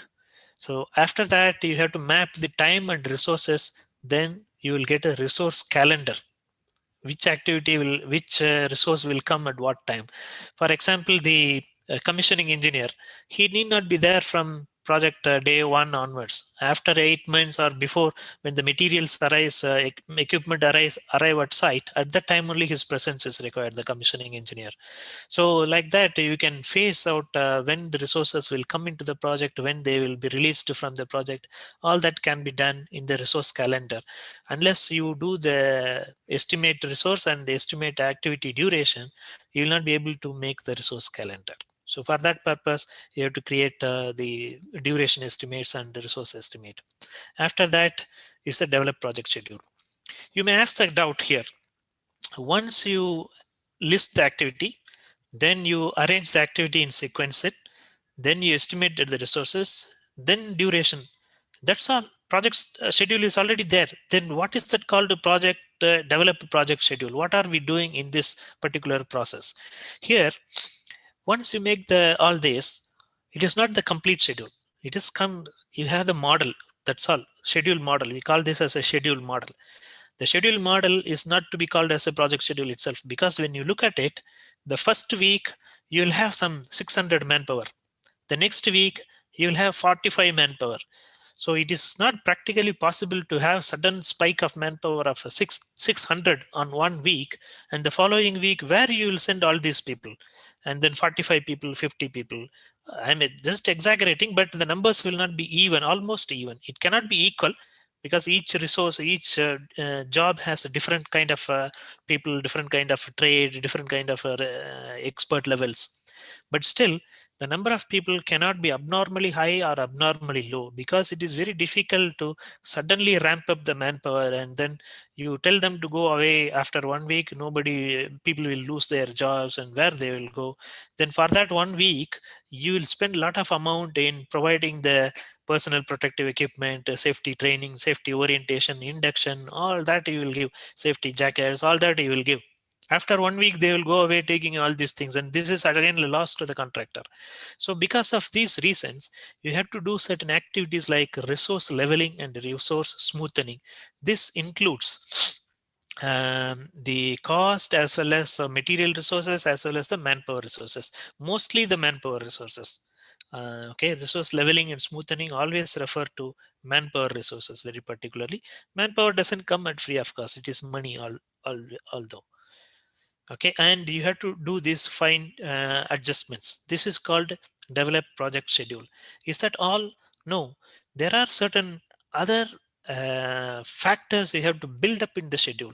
These are called risk. We'll see in the future slides. Okay, once you assign the once you make the project schedule, now you know the leveled resources will be there, and resource leveling is done, resource smoothing is done. Now you have almost complete project schedule. Now it is time to, each task should be assigned with some resource. So now this is the time you have to make that mapping, so that task is assigned with the resource, and then your resource calendar becomes perfect. So this can go to your HR person or your labor contractor for arranging the people and the materials also. So this is called a resource calendar, we can say. The output of this is called resource calendar. It will look something like this. What you see on screen, it will look something like this. Then still it is not complete. Why? As I told you, you have to build some factors into the project schedule. What are those factors? No project is a smooth sail. As I told you, there are some risks and uncertainties associated with each project. So risk is nothing but an possibility of an event which can impact positively or negatively the project. The positive impacts are called opportunities. The negative impacts are called threats. Positive risks are called opportunities. Negative risks are called threats. So you have to identify what are the positive and negative risk going forward. And if it is a positive risk, you have to do everything to maximize it. And if it is a negative risk, you have to do everything to avoid it. How to do it? So this function is not to be done by the project planner alone. This is a team function led by the project manager and assisted by the planning engineer. So when risk assessment is an exercise, this will happen periodically all through the project, because risk can come anytime into the project. So periodically you have to review this risk register with the team, and then you have to update it and then factor this and make fine tuning in your project schedule. See, what are the kinds of risk can be high probability and low impact. See this picture, what is, so this picture, first picture, there is a high probability that he will walk into the water, but what is the impact? Nothing, just feet will get wet. So from this picture is there to identify what kind of risks are there. The first picture is the high probability but low impact. The second is the low probability, low impact. The third picture is low probability, but the impact is very high. And the bottommost shows it is a high impact and high probability. So this is nothing but a qualitative ranking of risk. Once you list down what are the possible risks, then you have to qualify this risk by qualitative risk. This is called qualitative risk analysis. You create a probability impact matrix, and whatever is there in green, this is a low risk. All the low risk and medium risk, you will put it in the watch list and keep watching. And over the period of time, how this risk is moving, whether if it is moving from low risk to high risk or it stays there only, like this, you have to keep monitoring. And all the high risk, after doing something, some mitigation measures, you have to push it back to the medium or low risk. This is where you have to work. In this process, you will do this only. This is a teamwork, not to be done by alone by the project planner. So this is called qualitative risk analysis. There is something else is there, quantitative risk analysis, which involves Monte Carlo analysis and then many other mathematical modeling involved in it. That is not to be practiced for all projects unless this project is too complex in nature. We don't normally do it. Quantitative in our projects we are doing, because it is all industrial projects. We are doing both qualitative and quantitative. But in most of the construction projects in India, they do only the qualitative risk analysis. I have never seen, never done any quantitative risk analysis in projects in India. At least in my experience, I have not seen. So this is all about risk. Once you have the risk, once you encounter high risk, what you will have it? You will have a mitigation plan. What is the mitigation plan? You will allot some additional resources. You will allot some additional time. You will allot some additional fund by way of project contingencies. So these are the three things you will do it. To address the negative risk, you will do these three things. You will have additional. So where you will add it in the project schedule. If what are the relevant activities having this risk, you go back and add some more time to those activities and some more resources you block for those activities, so that the risk occurs, what kind of mitigation you will do it. So with that, for that you need some money, you need some time, you need some people. So you have to factor this in those activities and to make your project schedule complete. Unless this risk analysis is done and contingencies are built in your project schedule is incomplete. Okay, next, establish the baseline. Now the project schedule is complete, and now the baseline to be established. How to establish a baseline? Once there are 3 baselines in every project. One is the scope. Once the scope is defined and you created a scope statement, and the will form a scope baseline. So without going for a formal change order or change management process, nothing will be changed in that. So that you have to firm up the scope. That is called the scope baseline. Similarly, when the schedule, nothing will change unless any change is logically, convincingly justified. So to that stage, you have to firm up your schedule. That forms the schedule baseline. And cost, your budget.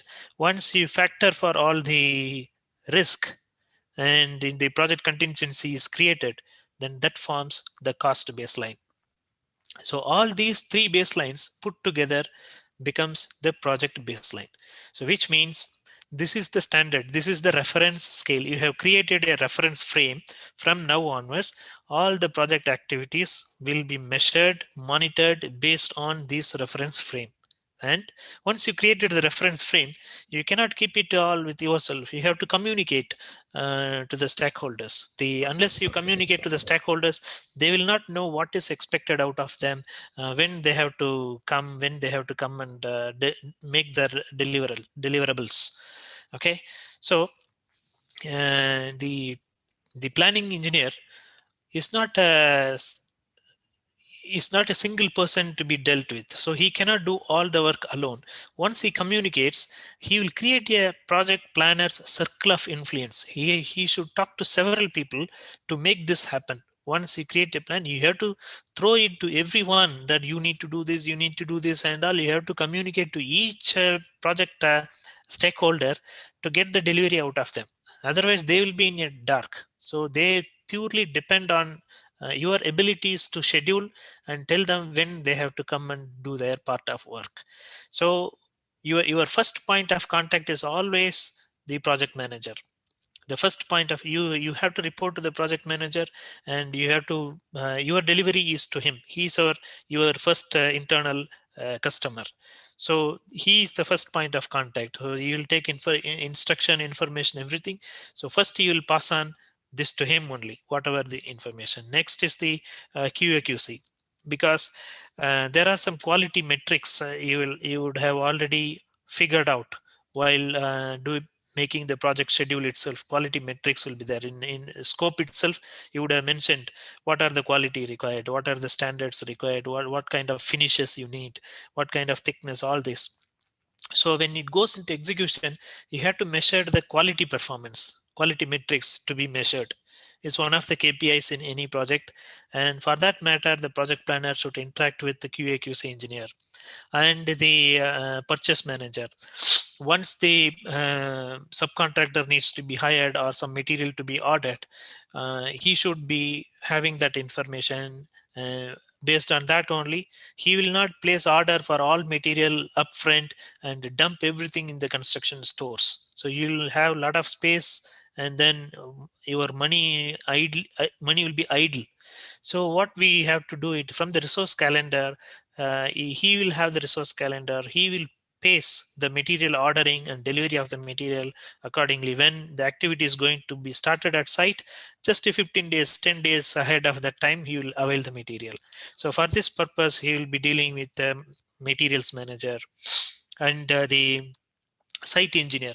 Once the work is done, work measurement should be happening. The project tracking, project plan, how you will track. You will have the feedback from the site engineer. What is the volume of work done on each day or each week or each month? Then he will report back by way of a markup drawing. Based on that, he will update the project schedule about what is the actual accomplishment, the percentage of accomplishment of each type of work. and the HR manager. So from the resource calendar, you will have the engineers and then technicians, laborers, all the required. So he will have the resource calendar. Based on that, he will mobilize the manpower. For this reason, you have to communicate with the HR manager, with your resource calendar and other deliverables from him. So like this, you will have many people involved in the project. Say materials manager is there next. So he will tell what material to be availed, and then he will arrange a space for that. And then he will call for an inspection from the client or consultant to validate that material before it is put into use. So for that purpose, you have to communicate your project schedule to him also. Okay, then the safety manager will come into picture. Your labbers will make some safety violation at site, some non-compliance will be given, so that will come into your project reporting, your EHS reporting, that you have to include that. So for this reason, you have to keep in touch with the safety manager also, and in case if repeated violations are there from the labbers, and then you have to recommend what kind of violations are there. Based on that, you have to give some training to the construction workers, and then for this you have to get the approval from the project manager. You have to highlight to the project manager that this repeated violations are there, and it may result in manpower lost, safety manpower lost. So you have to hint to the project manager to tell the contractor to give training to the workers. So these are all called internal stakeholders. So other than that, there are many other people which the planning engineer and the project manager has to interact with to accomplish the project task. They are called external stakeholders. And typically they are what? Suppliers, subcontractors, consultants, and in some cases government bodies giving approval. All these are there. So third party consultant, third party inspection, all that people are called external stakeholders. So you have to communicate, and this completes the project planner's circle of influence, we can say. So this many people he should interact as a planning professional. Okay, is that all? No.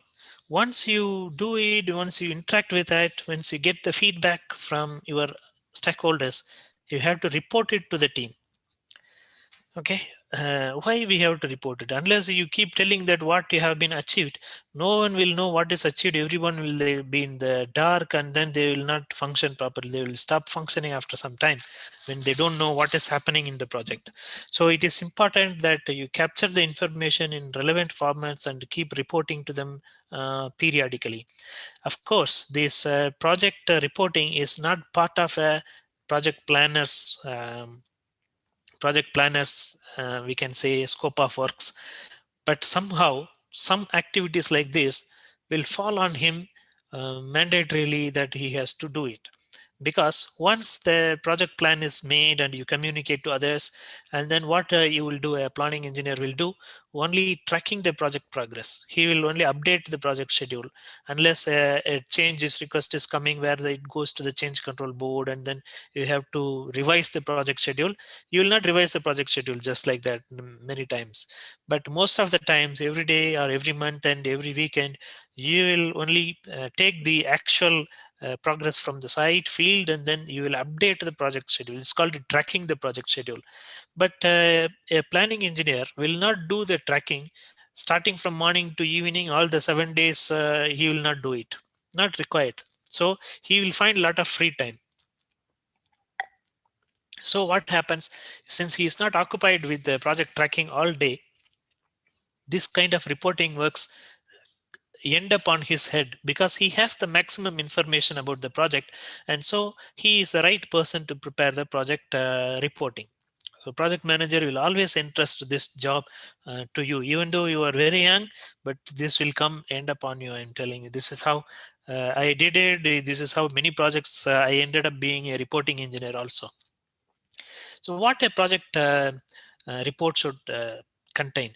Typically, it should have what has been achieved so far, and what is being done now, currently what kind of works are happening, and what is coming up in future, the recent future, what is coming up. And then there are few challenges. What are the risks associated? What are the challenges? What are the decisions? What are the open issues? All this will happen. What are the problems currently hindering the project progress? And then who needs to act on it? What kind of decisions are expected? All this will be there in a typical project report. And some milestones and deliverables. Status of milestones, status of deliverables will be there. This will identify if someone is badly not performing well, and then the project manager will approach him. So this is a typical project report. But the report is not only one type of report. In a project, you will be created as many as some 10, 15 kind of reports you will prepare. Daily report, monthly report, EHS report, quality report, like this. So many reports you will prepare. And different stakeholders, the vice president of finance will want a different kind of report. And the vice president marketing, he will ask for a different kind of report from the project. So you have to be prepared to give this kind of, these are called ad hoc reports. Of if any minister is visiting the project site, they will want a different kind of report and a presentation. Both they will want.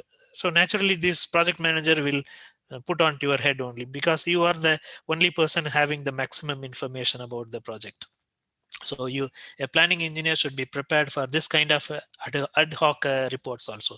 Each report will have its own kind of information, but mostly these are the common informations, whatever you see on the screen. But after working for some time in a particular project, you will find your own way of some mechanizing the project report. You will use an Excel sheet. There are some softwares are there. Even your MS Outlook, it can be tweaked to create some kind of automated responses and reports also. It can generate. MS Outlook can do it, the recent versions. So after working for some time, you will become smart enough so that you will automate it. You will understand what kind of people are asking what kind of reports and what information is required, where is it available, how early we can access this information and all. So based on that, you will know the 20% effect will give you 80% of outputs. So if you know the art of mechanizing certain things and automating certain things as a planning engineer, you will thoroughly enjoy this particular role once you know how to do it with less effort. Is that all? That's all. Once the project is reported, the planner is good? No, something else is there. The project any project, change is inevitable in any project, and sometimes change is very good. You see, for example, the Suez Canal, 1900% cost increased. It's a big change, very big change, in fact. But to see the benefit it has brought to the humankind, the world logistics community is enjoying the benefits year over year. So sometimes change is good also. So you have to be prepared how to mitigate these changes. Once you have to identify the change, once a change is coming to you, and or if someone refers this change, or the project warrants, or the client themselves asked for a change, you have to identify whether it is really a change or not. Sometimes it may be part of the project scope also. So a project planner should have a thorough vision about identifying this change. Yes, recognize this is a change. Yes, this is not part of the original scope. Sometimes the contractor can bring some strange things in the strange name. But when you go through the contract document, you will find the same thing is included in the project scope through a different sentence, through a different narrative. So this is an important task to identify whether it is really a change or not. So you are the important person to decide whether it is a change or not with respect to the available documents, and mostly the governing document, which is the contract.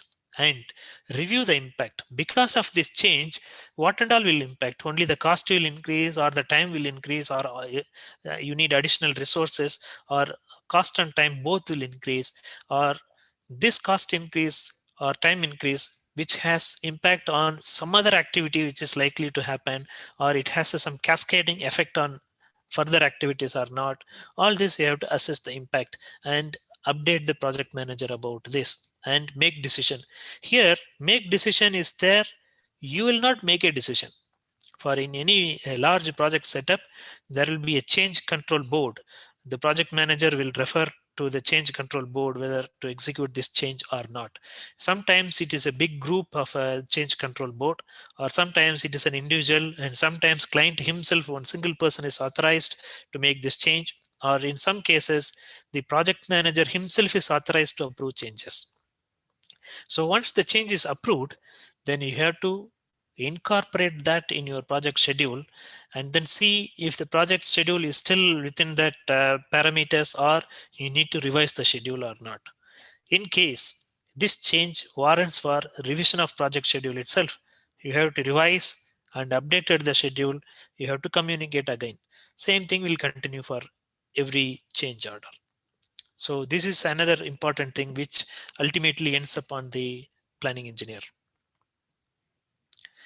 Okay, now we'll see the attributes of a good project planner. Why we have to see some attributes of a project planner? In my opinion, the project planner is the project manager in making. He is getting prepared.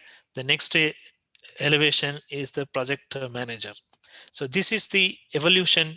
In my opinion, a project manager should be trained as planning engineer for at least 1 year to know the whole gamut of the game before he gets promoted as project manager. So in my opinion, any planning engineer is nothing but a project manager in the making. And moreover, since he has the vision of the whole project through a project schedule, start from the beginning, and he is the right person, he is the only person who has the correct information and the current information, and he is the only person, or he is the first person who comes aware of any danger from a very far distance or very early times. He can know it. Even the project manager will not know it, even if he's a senior most experienced project manager, because he is not handling the day-to-day activities and he is not referring that with the overall project goal. He will have, project manager will have his overall vision, and he will not be involved very deep that the day-to-day affair which is going to impact the project after 4 months or so. I'll tell you my experience. One of my planning engineers, he came and told me that the contractor is going to stop the work after 2 months. I was surprised. At the same time, I ignored, because we are from a PMC side. Why should we worry about after 2 months he is stopping, let us cross the river when it comes and all. Repeatedly he was telling this, and after 2 months the contractor started showing some signs of some trouble, and after 3 months he almost reduced the manpower into half. So this is the truth. Then during this time only I have inquired when when after 1 month time, then I went deep into the schedule and I asked him why he was telling what he was telling. He said the work in progress is more than 20%. This is a too much amount. Work in progress cannot be more than 6 to 7% in Indian contracts. Only that much rotation is there.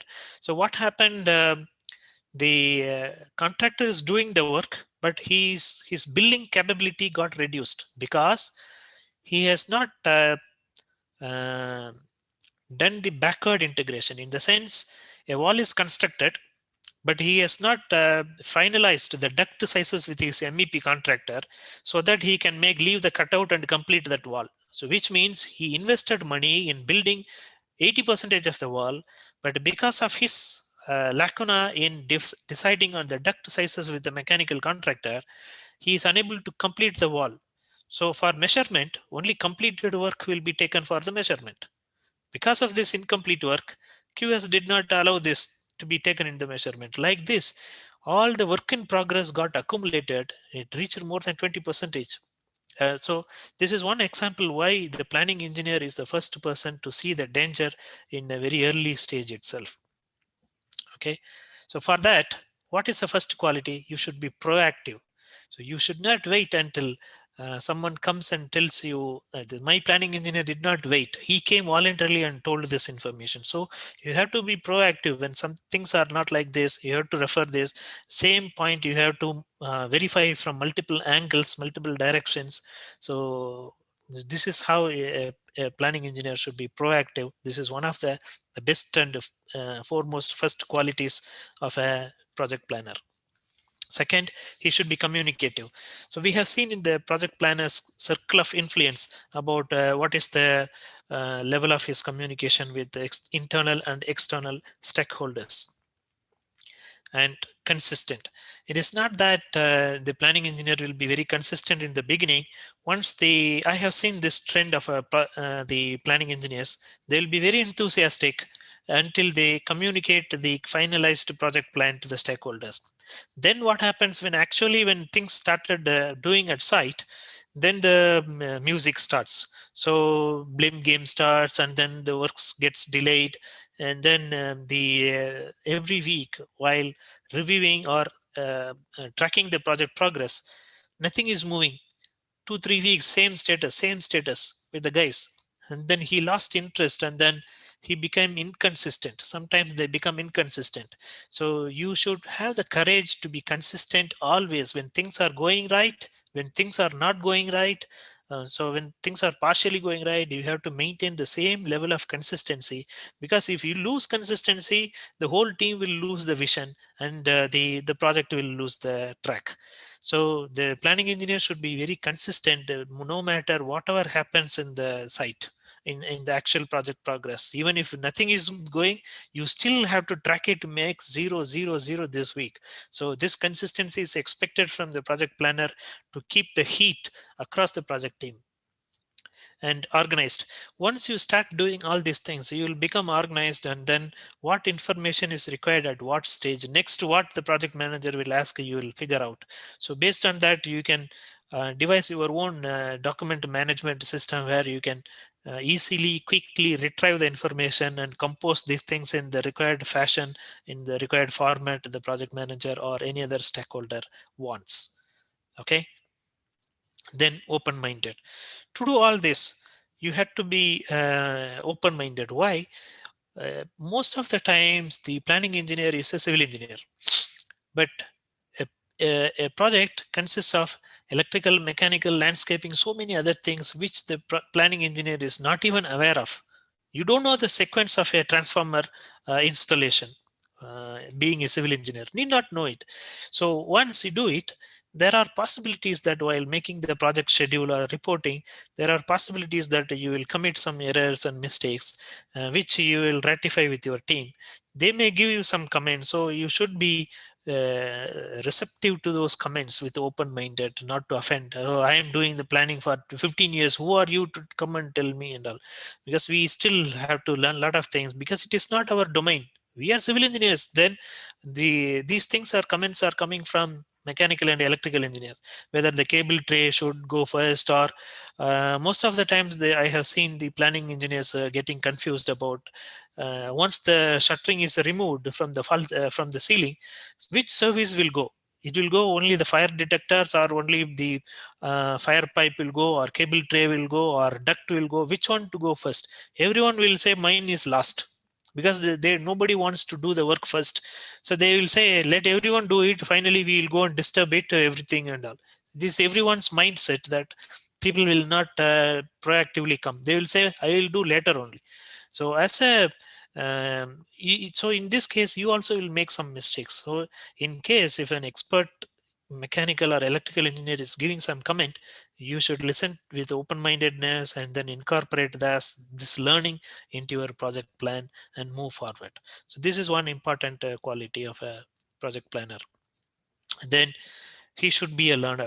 Once you have this attitude, then slowly you will grow up in your career path, learning other trades also. This is how I learned MEP services, and even the process plant also I learned like this only. So these are the qualities I can say. So to maintain these qualities, if you maintain all these qualities, can you make a very good, fantastic project plan? No. Even the expert project planners make some mistakes. Pitfalls of project planning will describe all this. Sometimes wrong estimates are one of the reason. You estimate wrongly, then everything will go. If you estimate wrongly, what will happen in future? change request will come, many change orders will come, cost increase will come, or time increase will come. Here estimate does not mean only the cost estimate, cost, time and the resources. If you estimate, change request will come, wrong estimate. Then inadequate scope definition at the beginning. You recollect the tree drawing, tree cartoon I have shown you. So if the scope requirement collection is inadequate, and it will be carried on till the end of the project, and the end of the project some other stakeholder will come and say, and this is not what I wanted. So this is one of the common pitfalls of project planning. And incomplete understanding of project requirement. This is again one more, when you don't engage properly with your stakeholders, and the stakeholders would not have communicated properly, completely, so you will end up being collecting an inadequate requirement if you don't understand it. And if you have some personal issues with the stakeholders, where some stakeholders will be reluctant to share that information, the truth and all. And unrealistic project deadline, this is the most common. The client side and the sponsor side, they want everything yesterday itself. So in these cases, what will happen, the project manager sometimes succumb to the pressure and say that yes, we will do it, and then kill all the rest of the team. So the project deadline should not be unrealistic. So you as a planning engineer have to put your foot forward to saying that this is where we will hit. Okay, this is most common pitfall in project planning. Then comes not following the schedule logics and improper tool selection. This is I have done this mistake a few times, not following the schedule logic, and then later I started making my own schedule logic, and then this is how I came out of this pitfall. I experienced this thoroughly. And then not identifying the limitations of the resources, limitations of the system, limitations of the people, and the limitations of the estimate also has some limitations. So if you don't recognize this, you will tend to make some mistake in the project planning itself. This mistake will be carried over. Some mistakes will be there as same magnitude. Some mistakes, what will happen when it carried over, it will keep on multiplying itself, and then when it comes at the end, it becomes a big mistake. And wrong resource assignment. So inexperienced people are assigned to some tough task in welding. So this is one example of that wrong assignment of resources. And then poor communication. As I told, the personal issues coming in between in the requirement collection or reporting back to the stakeholders will become reluctant inward, and they will not be very supportive. They will become opposed after some time. And then lack of progress measurement metrics. This is the second most common. You make everything very excellently, but what is lacking, how you will measure the project progress, there many people will make a mistake. Even I have seen experienced project managers do not have it in the middle. I was sent to rescue some projects. So when I go there, everything is fine, everybody is working, but there is no project measurement metrics agreed, or it was not even practiced. So whatever is there they are doing, the project manager there was only collecting that information and sending it. So he is not, there is a, because there is no metrics formed in the beginning itself. It is a small project, about 90 crores Indian rupees worth the project, but the metrics was not set properly, and the equipment and the things have to come from 30 different locations across the world. So in this kind of project, there was no project measurement metric. Because of that, it got delayed by about 3-4 months. Then I went to rescue that project with the same 3 months delayed. And poor risk identification. If the risk identification is poor, then your solution given also will be poor. So this will create another risk. So like this, if your risk identification is important, is one of the project pitfalls I have experienced. Okay, now the future of project planning. We are closing, nearly closing it. So here we are doing it, whatever we are doing, we have been doing it, we have grown this much. So what is there in store for us? Are you going to do the planning in the same way where my ancestors did the planning, or I did the project planning, or it is going to be different, or how your juniors are going to do, or your sons are going to do project planning the same way like you are going to do recently? No, it is changing. It is evolving nowadays with the advent of certain technologies. It is changing. The dynamics changing is very fast. I have seen 3 technologies now topping the list, and which is changing the working landscape very fast. Number one is BIM. Number two again is BIM. Number three is again BIM. I am repeating this again and again because BIM has given us innumerous opportunities, and on top of that, innumerous opportunities. How about how we have enhanced our way of working? And on top of that, COVID has shown us the innumerous possibilities of how opportunities can be made realistic. So in the last 1 year, I was wondering during my early days when I was working for 7 days a week, 24 hours per day. At that time, I was wondering why we can't have working from home like software engineers. Then in the last 1 year, I have realized about 50% of my work is done working from home. So this has happened in less than 15 years. So going forward, this gap of 15 years is going to reduce to another 5 years. How we are doing work now, we are not going to do it another 5 years from now. So the BIM and the other technologies, the augmented reality, these technologies have accelerated the change in the way we work and we will be working, and people interact with each other. Everything is disrupted now. All these 50 years have been disrupted in 2-3 years, and in another 5 years time, and most of the jobs which we are doing will not be there in the market, and then we will be totally doing a different kind of job. We will not be jobless, but we will be doing it a little differently. For example, if you want a proof for this, take about the AutoCAD. When AutoCAD was introduced, all draftsmen were having a reluctance, fear that, oh, this is going to kill our job, so we should not learn it and all. Many resistance. But now there is a scarcity for very good AutoCAD draftsmen in Saudi Arabia. We are not finding the right people with the right experience and skill set. Even now, today it is the case. When people were fearing that AutoCAD is going to take away our jobs, and now we need more AutoCAD professionals. So when these draftsmen are draftsmen, but the way they changed, the way they were making the drawing is changed. Now we are moving to a phase where there will be no more drawings. With the invent of build, the digital twin, it is called a digital twin. There is a difference between BIM and a digital twin. BIM is just a platform or a tool or an environment where you build the digital twin. Digital twin is nothing but building your project virtually inside the computer with all the challenges in place, all the other services in place, all the foundations hidden, all the false ceiling. You are building all the false ceiling elements above the false ceiling. And so it's creating the same structure electronically within your computer. This is called a digital twin.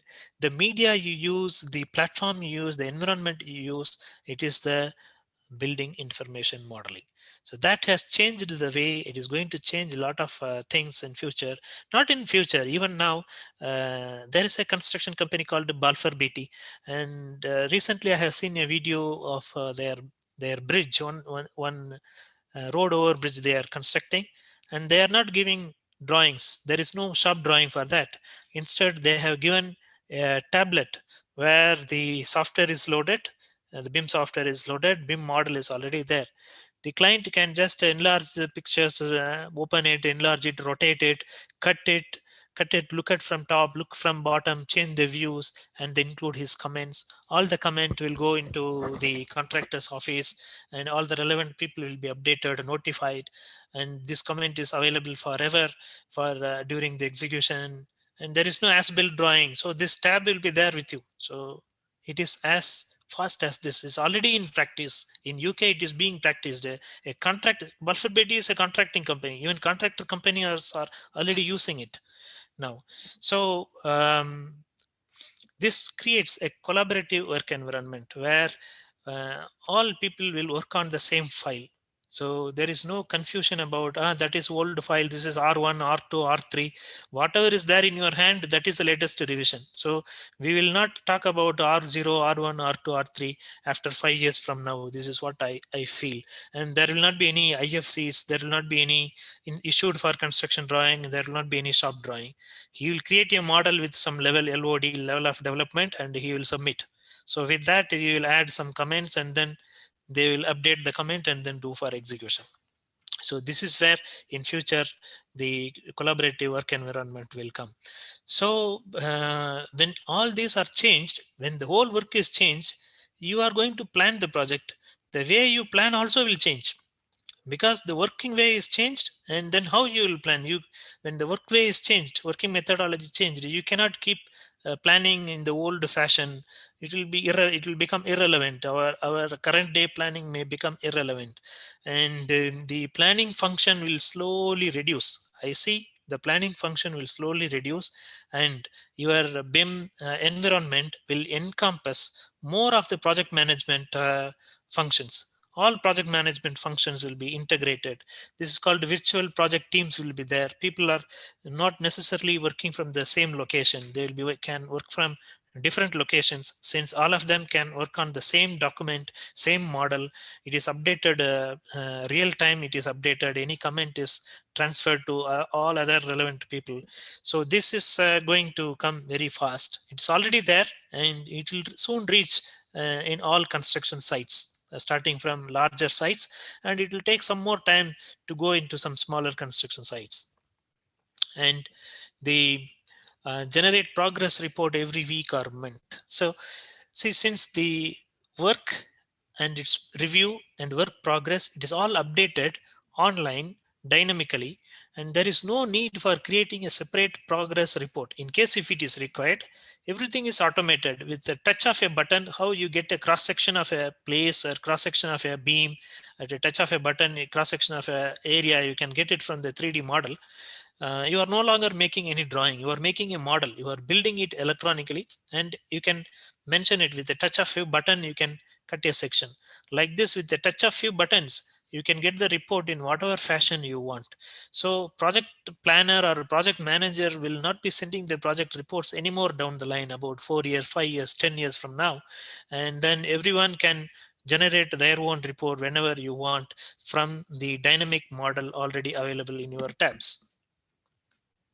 Okay, perform project document backup every week. So this can automatically the project backup can be done, so no data will be lost for anyone. And then track unpaid invoices and even raise invoice periodically. At the end of every month, the contractor can raise invoice. The contract recently some software have been released about artificial intelligence in contract claims.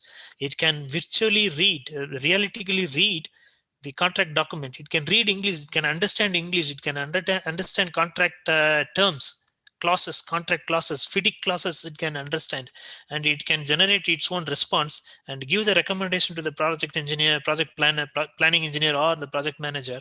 And this is the response. You want to send this, you can either send it as it is, or you can add more comments to it and send it. To that extent, software is being developed. If it is integrated with the BIM, a thoroughly digital environment will be there. Thoroughly collaborative virtual project team can handle the project in a remote fashion also, and integrate all project management functions. As I told you, the planning function will shrink because no need of planning, because you have already built that electronically into the computer. You just replicate it.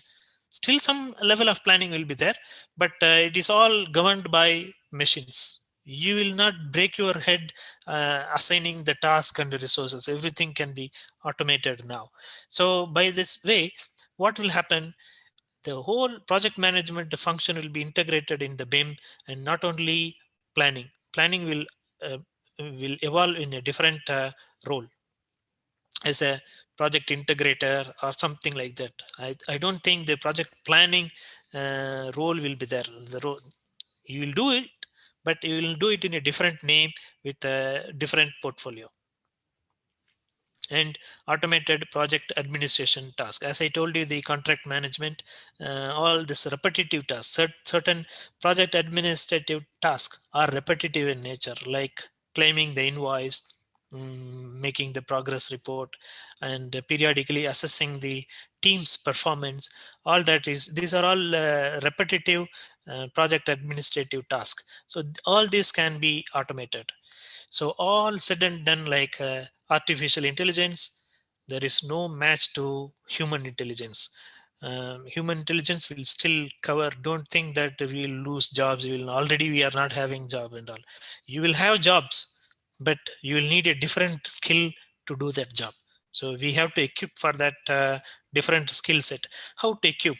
There are some software, project management software are available. These are known as project management software. They are not known as project planning software. Understand? It is not no more project planning software, because all these software, including Primavera and the Project Planner and the MS Project, they are all now incorporating some repetitive project management functions like report generation, like this. So slowly they are moving from a project planning level to a project management level. So all these software, this Monday.com is most common. You can see in social media very often. So all these are now moving, encompassing the project management functions one by one. Some are big, some are slow, some are low cost, some are having very minimal project management functions built into it. So to equip yourself in all these things, how to equip yourself, how to learn a new skill, you have to go for some certifications in project planning. How to go for certifications? Once you get some little experience of 1 or 2 years, or even you can even start studying from now onwards. There are some organizations which offer project planning certifications. One of them is there is a website called planningengineer.com. So you can go there. They have many courses in project planning also, like how CMTI is having some courses. Here also they are giving some certificates, especially in planning. And CMTI is also giving some certificate in planning. I hope I remember I have seen Ashok showing this. So like this certification you can take. They are giving some are valid internationally, like this planning engineer, and some other organizations, they are internationally valid. You can go and take up the certificate. The gold standard again comes from the PMI SP. PMI here gives scheduling professional. They are not giving a planning engineer certificate. They are giving a scheduling professional certificate, because in PMI angle point of view, a project is very big and planning is a big function. Not individual can accomplish it. So they are giving a scheduling professional examination, and they are giving certification. This is again a gold standard in scheduling certification, I can say. The other thing is a Project Control Academy is there in US, and they are also giving some certificate in project planning and control they are giving. And the other organization is American Association of Project Management. They are giving a certified project engineer. This certification is also known, well known in across the globe. And Association for Advanced Cost Engineering, they are giving a planning and scheduling professional certificate. So this is a little tough and costly examination also. I think 5 hours is the examination, but still it is still valid and well recognized in the world. This is how you can increase your skill level, improve your skill level, become more visible and all. And SADI, Southern African Development Institute, they are giving chartered professional for planning, chartered planning engineer. They are giving a certificate called chartered planning engineer. And AP, Association of Planning Engineers, they are giving certificate of chartered planning engineer or certified planning engineer. So you can, once you gain some little experience in some small companies, you can go for this to further your academic career progress in more professional way, with more visibility, with improved skill set and all. Finally, I want to conclude with a list of readings, further reading the book. Here I have given at least 3 or 4 books from Project Management Institute itself. And these are very high for as a student. For you now, it will be very tough for you to understand. It will be quite boring. So what I suggest, the first 3 on top, you go through these books. I have gone through it personally, so I recommend to study the first top 3 books on the top row, so that you get some insight into it. And once you go into some little experience, then you can go through the Project Management Institute. Then once you start enjoying it, you will continue to enjoy repeatedly going through further books like me. So I want to conclude my talk. If you plan to fail, and if you fail to plan, you are planning to fail. This is applicable in project as well as in life also. And thanks once again for giving me an opportunity. I thank CMTI for once again giving me an opportunity to share my views and experience with young engineers like you. And you can have a question answer session now. I am open for questions, and I am sure some senior project professionals are already there in the lecture now. If they are still available, I welcome them to share their views to add up to my lecture and share their views. Thank you. Thank you, sir. Wonderful session. And as usual, little bit time extension was there. And it's an interesting subject. So whatever time you give, Ashok, I will exceed it. Okay. That's what. Last time, before the break, you were telling about half an hour. I told it will be more than an hour. It has crossed, but it was very much interesting and informative. Lot of information you have given. Yeah, I think 30 minutes, 29 minutes I crossed. Okay. Yes, sir. Yes, sir. Yes, sir. Okay. And it was a wonderful session, and you have given a lot of insights about how engineer can become a planning engineer. And a lot of queries also comes to us. One is directly how can become a planning engineer. I suggest them first 2 years you work on the project site first. Sometime you understand all the things, then only you will understand what is the scope of work. Then you can plan well. Yeah. So my recommendation, I think I already in one long lecture I gave, in that I have told all engineering graduates, there in India we don't have engineers now. We have only engineering graduates. We have to send them to site for at least 2 years to understand how the construction industry works. Then they can go into their respective trade, the quantity surveyor or the planning. Even if you can go to planning also after 2 years of field experience, then before being promoted into planning project manager, you have to work as a planning engineer for 3-4 years. After that only, this is the right evolution. If you sit as a project manager first, or if you sit at the planning engineer first, not willing to go to site, at my age, a person of his age will come and teach him what is planning and what is project management. So if you want to avoid all these things, start from scratch. There is the best way. Okay. Yes. And when the mind is very young, when we are still young, we are looking for a job opening to start our career, our mind is conditioned to listen, open-minded and all. Once you start becoming a planning engineer, you may keep the same mistakes again and again. Mind becomes rigid and not willing to accept any comments from anyone, and then you will never grow. Correct. Yes, sir. Patak, sir. Yes, sir. Mr. He is a master. So no other words to describe what he has narrated.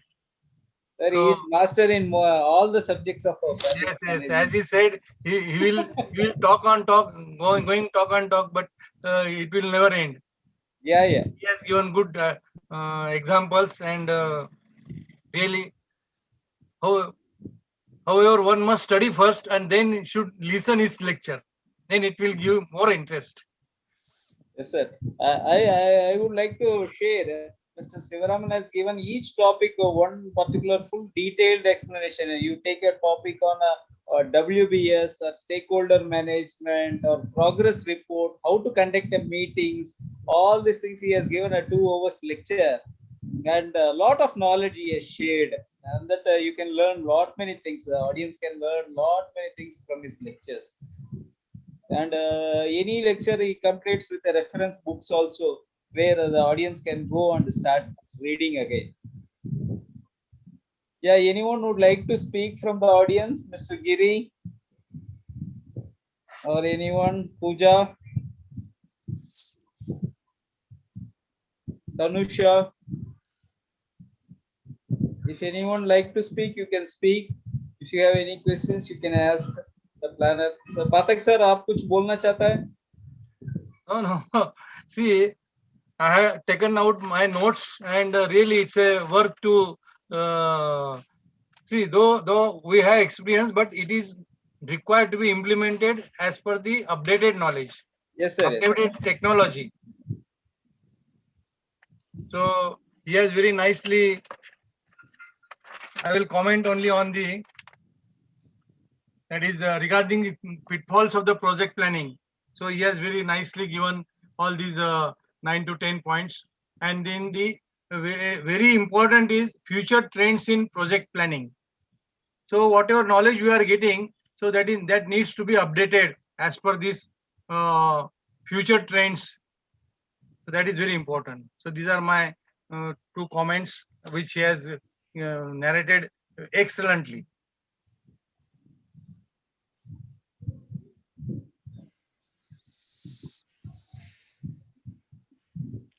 Thank you, sir. Thank you for your comments. And I would like to share, sir, can you stop your sharing, sir? One small announcement is there. Yes. After then, we will end up the session.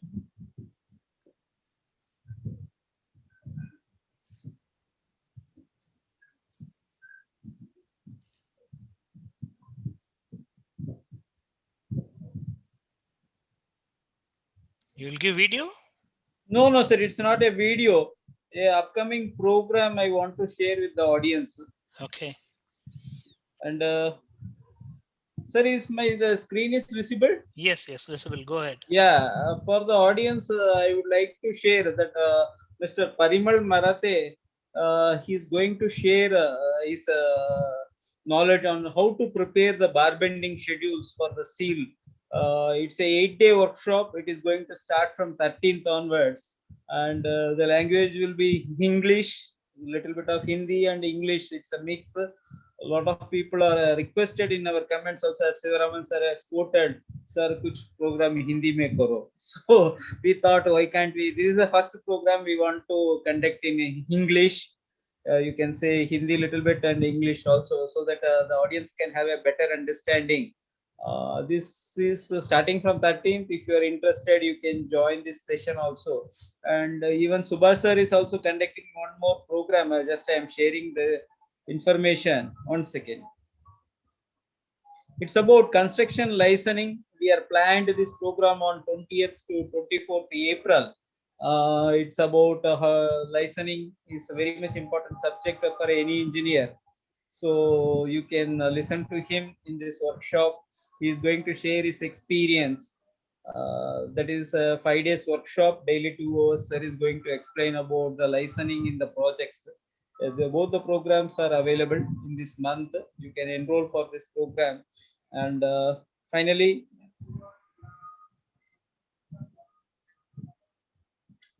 I would like to thank on behalf of CMTI, Mr. Sivaraman, for his wonderful lecture on project planning. Sir, it's a very nice session, sir, and it is very much informative. And audience, nearly 30 plus people in the Zoom and 30 plus people in YouTube also attended. And definitely the recordings also, even Ramaswamy sir messaged me, I can't able to attend, send me the link. That is the power of technology. I told I will share the video link once the program is over. He has sent the email ID also.